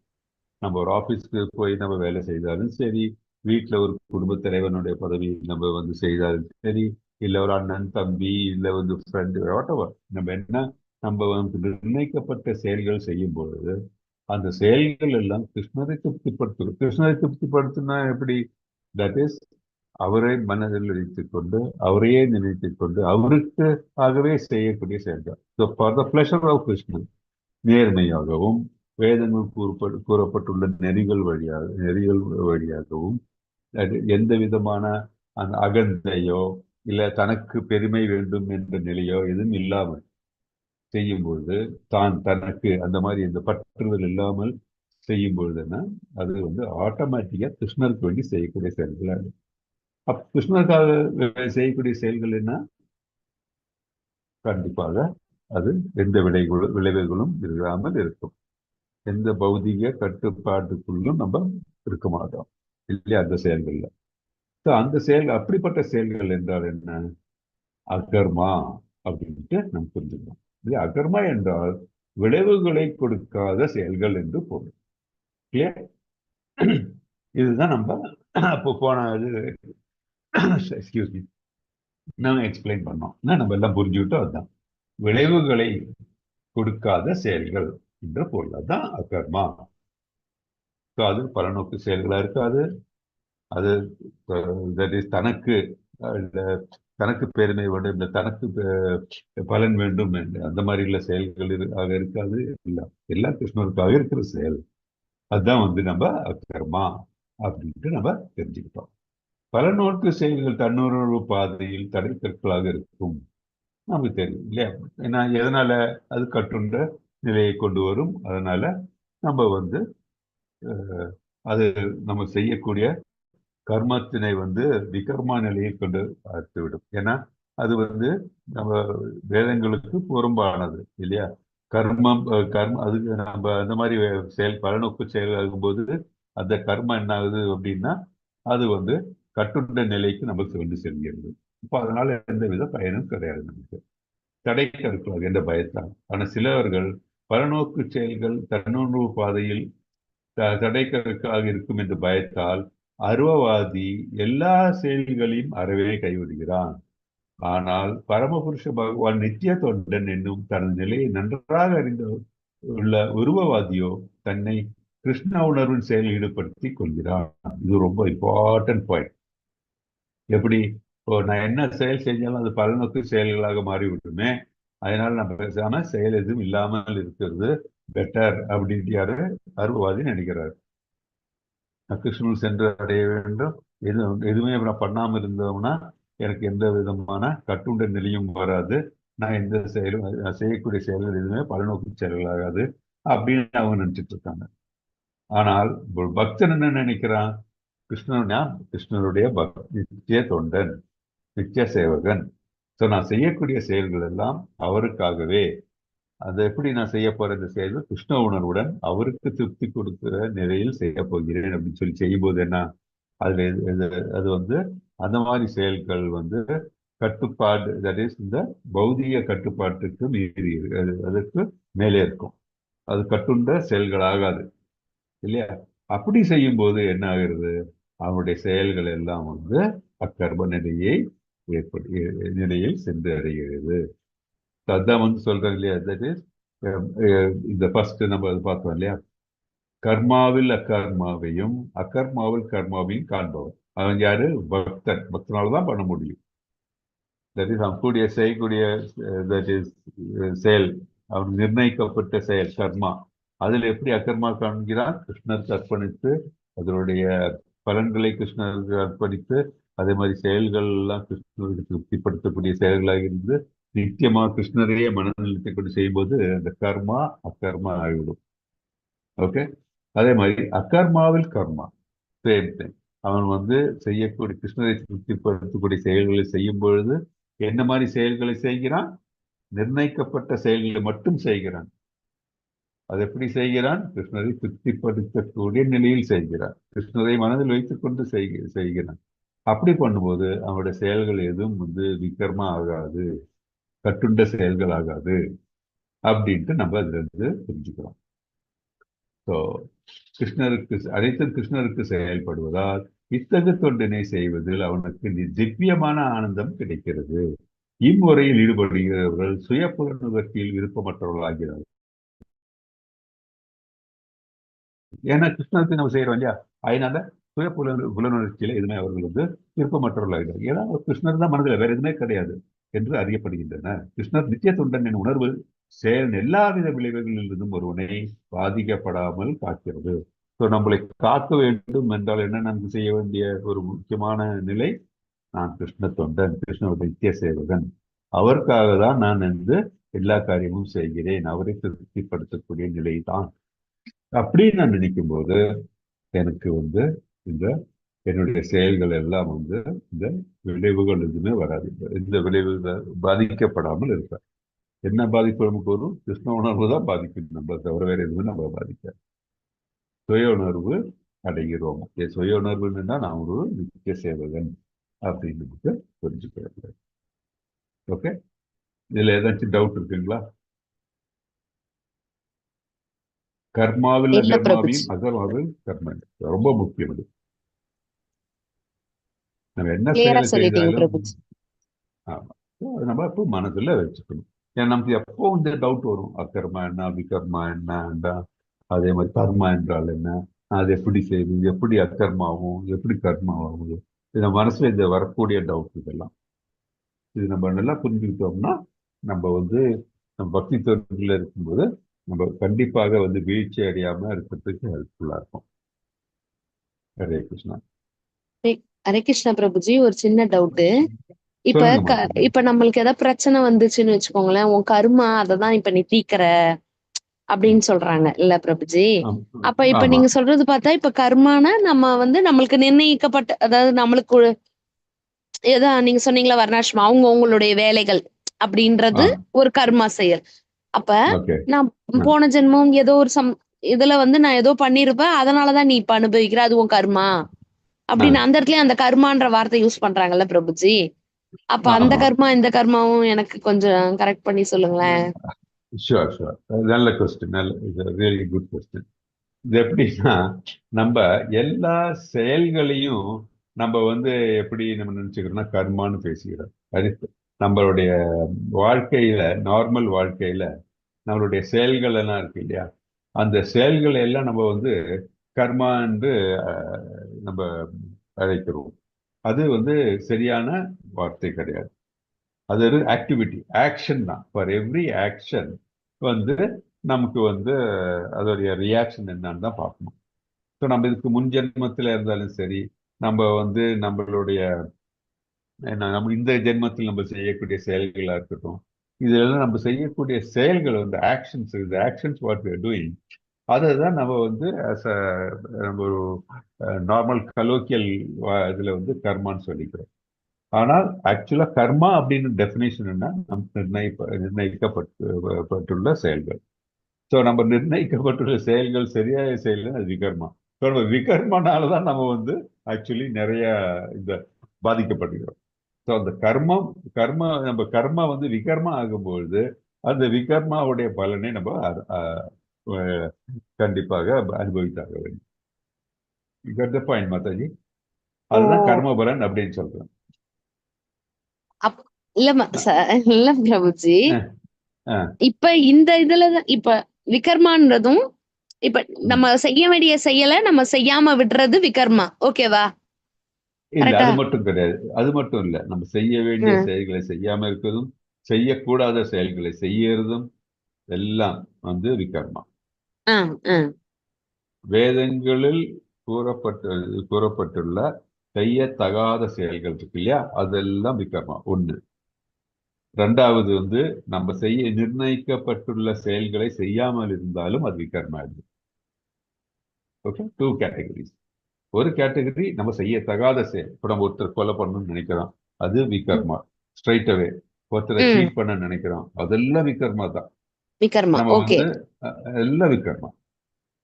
ஓகே, அதே மாதிரி வந்து இந்த இது நம்ம செய்யக்கூடிய செயல். இப்போ நான் ஒரு தகப்பன் நிலையில வந்து குழந்தைக்கு நான் செய்ய வேண்டிய செயல்கள் இருக்கு, அது நான் செய்யாம இருந்தாலும் வந்து விகர்மா தான்.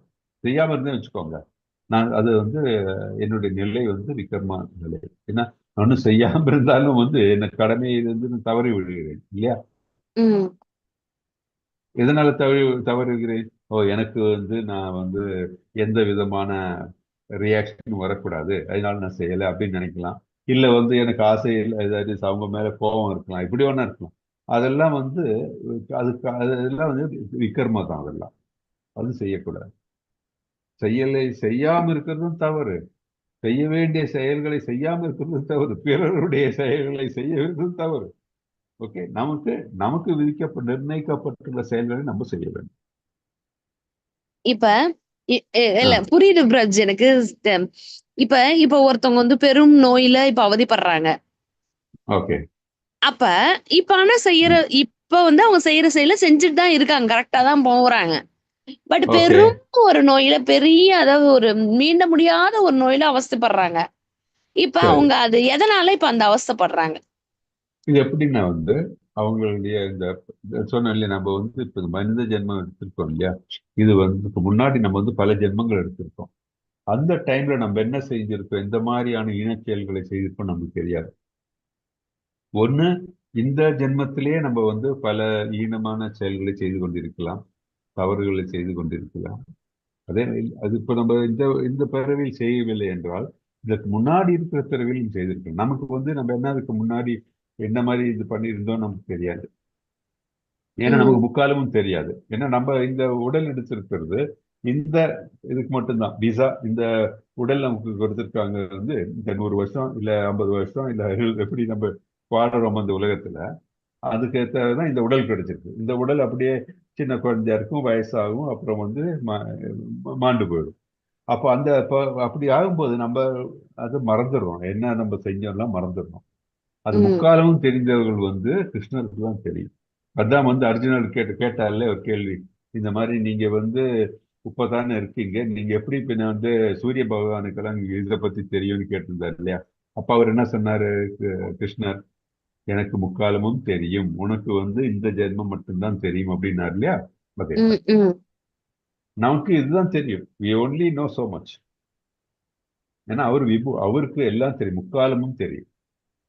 ஓகே, ஸோ நமக்கு ஓகே. இந்த முன்னாடி இருக்கிற ஜென்மத்தில் நம்ம என்ன செய்தோம் நமக்கு தெரியாது. அப்ப நம்ம அதோடைய பலன்களை நம்ம வந்து இப்ப அனுபவித்துக் கொண்டிருக்கோம். நம்ம வந்து இன்னும் வர இதுல எல்லாம் நம்ம பார்ப்போம். நம்ம வரக்கூடிய சாப்டர்ஸ்ல நம்ம பார்ப்போம்.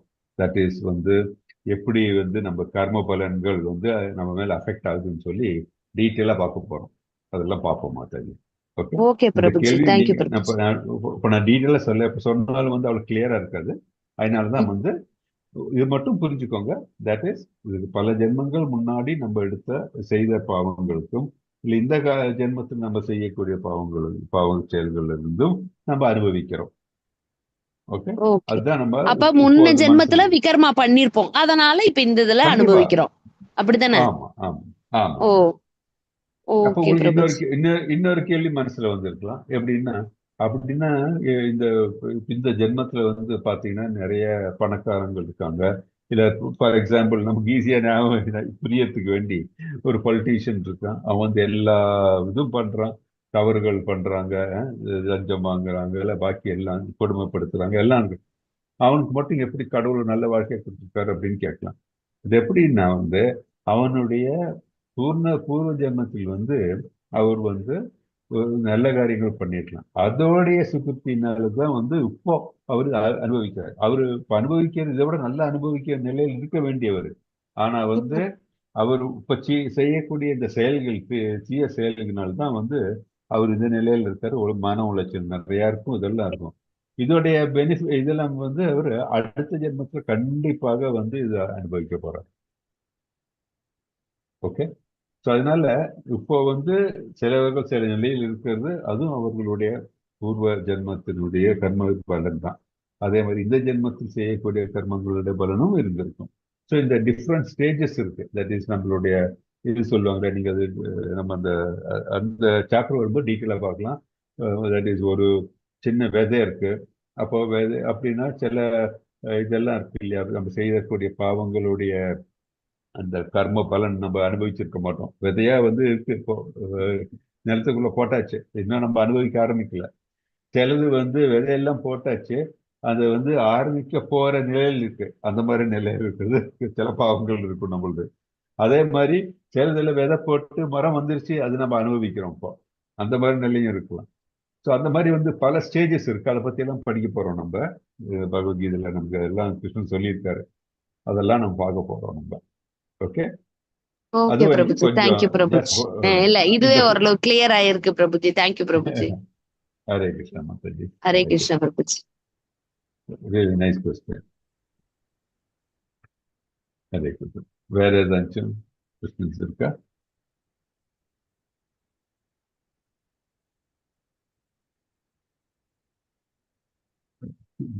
கார்த்திக் பிரபு நிஷ்கர்ஷ கர்மா, நிஷ்காம கர்மா. பிரபு அதை சொல்றீங்க நீங்க. நிஷ்காம கர்மா பத்தி நம்ம இதுக்கு முன்னாடி பார்த்திருக்கோம் இல்லையா? நிஷ்காம கர்மா, அந்த கர்ம யோகா பத்தி போன சாப்டர்ல தட் இஸ் எந்த பலனையும் நாம் எதிர்பார்க்காமல் நாம் செய்யக்கூடிய கர்மம், அதுதான் நிஷ்காம கர்மா. அது நிஷ்காம ஆமா, அந்த நிஷ்காம கர்மா வந்து அகர்மா நிலையில் நம்ம சென்றடைகிறது. ஏன்னா நம்ம வந்து எந்த பலனையும் எதிர்பார்க்காமல் கிருஷ்ணரை மனதில் வைத்துக் கொண்டு கிருஷ்ணருக்காக நம்ம செய்யறதுனால நிஷ்காம கர்மா. கரெக்ட். அந்த நிஷ்காம கர்மான்னு சொல்லலாம், அகர்மான்னு சொல்லலாம். அப்படித்தானே பிரபுஜி? அது நிஷ்காம கர்மயோகம் செய்யும் போது அக்கர்ம நிலையை சென்றடைகிறது. ஓ, ஓகே. நிஷ்காமம் அப்படின்னா வந்து எந்தவித பற்றுதல் இல்லாமல், அதுதான் நிஷ்காமம் அப்படின்னு சொல்றோம். நிஷ்காம கர்ம யோகா, கர்மம் செய்யக்கூடிய செயல்களை பிரபு சொல்லுங்க. சொல்லுங்க பிரபு, கேட்கல எனக்கு. ஹரே கிருஷ்ணா. எக்ஸாம்பிள்ன்ற மாதிரி கேட்ட மாதிரி இருந்தது பிரபுஜி எனக்கு. Oh, example. Okay. Example of nishkama karma yoga. Okay, அது நான் சொல்றேன். எப்படின்னா நமக்கு இந்த அக்கர்மாக்கு எக்ஸ்பிளைன் பண்ண மாதிரி தான். இப்போ நான் வந்து ஒரு நம்ம ஆஃபீஸ் ரிலேட்டடாகவே சொல்றோம், ஈஸியாக இருக்கும். இப்போ நம்ம வந்து ஆஃபீஸ் வேலை செய்கிறோம். ஆஃபீஸ் வேலை எனக்கு ஒரு வேலை கொடுத்த ஒரு செக்ஷனோட இன்சார்ஜ்னு வச்சுக்கோங்களேன். அப்படி இருக்கும்போது நான் இந்த வேலை செய்யும் போதும் வந்து நான் வந்து கிருஷ்ண மனதில் வைத்துக்கொண்டு கிருஷ்ணனுக்காக செய்யறேன். கிருஷ்ணனுக்காக செய்யும்போது எப்படி நான் வந்து என்னுடைய பாஸ் வந்து இந்த அவுட்கம் கொடுத்துருக்காரு. நான் இந்த டாஸ்கை இந்த டைம்குள்ள முடிக்கணும், இந்த நிலையில் இருக்கணும், சாட்டிஸ்பாக்சன் லெவல்ஸ், கஸ்டமர் சாட்டிஸ்பாக்சன் லெவல்ஸ்ல இருக்கணும், எம்ப்ளாயி சாட்டிஸ்பாக்சன் லெவல்ஸ் இருக்கணும் சொல்லியிருப்பாங்க. நான் என்ன பண்ணுவேன் அப்படின்னா, நான் வந்து எனக்கு இந்த வேலையை வந்து எப்படி நான் செவன செய்யணும் அப்படின்னு பார்த்து, நான் அந்த ஆஸ் அ சூப்பர்வைசர் இல்லாட்டி ஆஸ் அ மேனேஜர் நான் வந்து அந்த வேலையை வந்து கச்சிதமா பண்றேன். நான் கிருஷ்ண மனதை வைத்துக்கொண்டு பண்றேன். கிருஷ்ண மனதை வைத்துக்கொண்டு அப்படின்னு சொல்லும்போது என்ன, நான் வந்து நெறிகளிலிருந்து தவற மாட்டேன். நான் வந்து ட்ரூத்ஃபுல்னஸ்லேருந்து தவற மாட்டேன். ஹியூமிலிட்டி, அடக்கத்திலிருந்து தவற மாட்டேன். மற்றவர்களை மனதை புரிந்து கொண்டு தான் செய்வேன். நான் எல்லாரையும் எடுத்துக்கூட அந்த மாதிரி நிலையிலும் செய்கிறேன். நான் எப்படி நம்ம வந்து இந்த 3 குணம் இருக்குல்ல, சத்விக் குணத்துல நான் செய்யலாம். எல்லாம் செய்துட்டு நான் வந்து அதுல வந்து ஒரு பலன் வருது. பலன் வந்து ஓகே, அந்த டாஸ்க் ரொம்ப சக்சஸ்ஃபுல்லாக இருந்தது. மேனேஜர் இந்த கம்பெனிக்கு நல்ல ஒரு இது வந்தது. அதை வந்து இப்போ அவங்க இது பண்ணாங்கன்னா, that is if they award or if they வந்து தே க்ளோரிஃபை, அப்போ வந்து நம்ம என்ன சொல்றோம், எல்லாம் வந்து it has come to the God. நான் இன்னும் செய்யலை, எனக்கு அந்த மமதை என்னோட தலைக்கு வரக்கூடாது. It's a team that has the Lord's will and the God has guided me அப்படின்னு நான் நினைத்து அதை வந்து நான் கிருஷ்ணருக்கு சமர்ப்பிக்கிறேன். நான் வெளியே காமிக்கலன்னா கூட நான் வந்து அதை அப்படியே கிருஷ்ணருக்கு நான் சமர்ப்பிக்கிறேன். இந்த இது பலன் எனக்கு கிடைக்கும் கிருஷ்ணா உன்னால தான் அப்படின்னு அவருக்கு சமர்ப்பிக்கிறேன். நான் செய்த வேலையை வந்து அவருக்காக தான் செய்யறேன். நான் செய்யக்கூடிய முறையும் அவருக்காக தான். நான் வந்து அந்த முறையில் எந்த விதமான வீழ்ச்சியும் இல்லாமல் செய்து கொண்டிருக்கிறேன். மற்றவர்களை எதுவும் நான் புண்படுத்தவில்லை. நான் எல்லாம் வந்து அதுக்குள்ள நெறிக்குள்ள நான் செய்கிறேன். அப்போ வந்து எனக்கு அது ஒரு டவுட் பிரபுஜி. சொல்லுங்க பிரபு, பிரபுஜி, எனக்கு ஒரு டவுட். சொல்லுங்க. பிரபுஜி, டவுட் கேட்கலாமா? கேளுங்க பிரபு, சொல்லுங்க, கேளுங்க. எனக்கு ஒரு டவுட் இருக்கு பிரபுஜி. சொல்லுங்க. ஹலோ. பிரபுஜி கேளுங்க, பேசலாமா? கேளுங்க, கேளுங்க. நான் சொல்றது கேட்கல, கேளுங்க ப்ளீஸ். ஆமா பிரபு.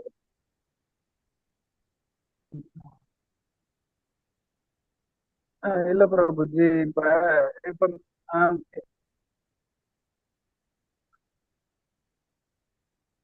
ஹரே கிருஷ்ணா. பிரபுஜி நீங்க சொல்றது கேட்கல பிரபுஜி, இல்ல பிரபுஜி, சரியா ஆடியோ வரல. இப்ப இந்த யசோதான்னு சொல்லிட்டு ஒரு படம் வந்துச்சு. இல்ல, என்ன படம் பிரபு? யசோதான்னு சொல்லிட்டு நான் பார்க்கல பிரபு, எனக்கு தெரியாது. இப்ப வந்து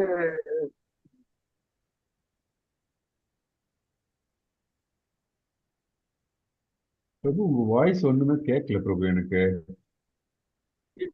இது எனக்கு ஒரு புரிதல். பிரபு நீங்க பேசுறதே கேட்கல, பிரபுஜிக்கும் கேட்கல, எனக்கும் கேட்கல.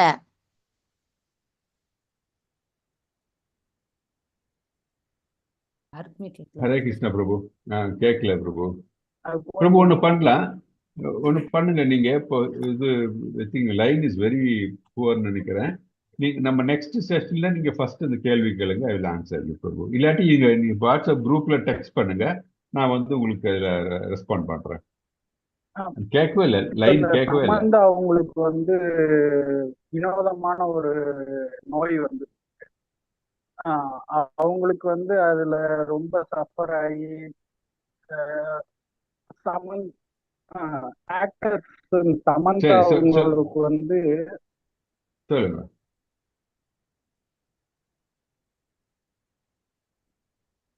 பிரபு. கேட்கவே இல்லையா அந்த பிரபு? சமந்தா அவங்களுக்கு வந்து பார்த்தோம்னா அவங்களும் பகவத்கீதை சமந்தா. பிரபு நான் சொல்றது கேக்குதா பிரபு? ஒண்ணு பண்ணுங்களேன் பிரபு, நம்ம வந்து நெக்ஸ்ட் செஷன் ஃப்ரைடே அன்னைக்கு we will start with your question. நீங்க இந்த கேள்வி கேளுங்க, ஃப்ரைடே அன்னைக்கு நம்ம we will discuss this question பிரபு. இல்லாட்டி நீங்க வந்து எனக்கு வந்து மெசேஜ் அனுப்புங்க, அந்த மெசேஜ் உங்க வாட்ஸ்அப்ல அந்த மெசேஜுக்கு ரெஸ்பாண்ட் பண்றேன். ஏதாச்சும் ஒன்று ஏதோ மெசேஜ் அனுப்புங்க, இல்லாட்டி அடுத்த செஷன்ல கிளாஸ்ல அது கேள்வி திருப்பியும் ஆரம்பிக்கலாம். you will start with your doubt. Okay Prabhu? ஏன்னா ஆல்ரெடி 9:30 ஆயிடுச்சு, எல்லாருக்கும் போக வேண்டியிருக்கு. லைனுக்கு சரியில்லை பொழுது, இல்லாட்டி பேசியிருக்கலாம். Okay, Hare Krishna. Okay, closing ப்ரேயர்னு சொல்லிடலாம். வாஞ்சாகல்பதருभ्यश्च कृपासिन्धुभ्यः एव च पतितानां पावनेभ्यो वैष्णवेभ्यो नमो नमः. अनंत कोटि वैष्णव की जय. भगवत गीता की जय. शिला प्रभुपाद की जय. हरे कृष्णा कृष्ण कृष्ण हरे हरे, हरे राम राम राम हरे हरे कृष्णा. தேங்க்யூ. எல்லாரும் ஜாயின் பண்ணதுக்கு தேங்க்யூ. நம்ம ஃப்ரைடே பார்க்கலாம். ஓகே.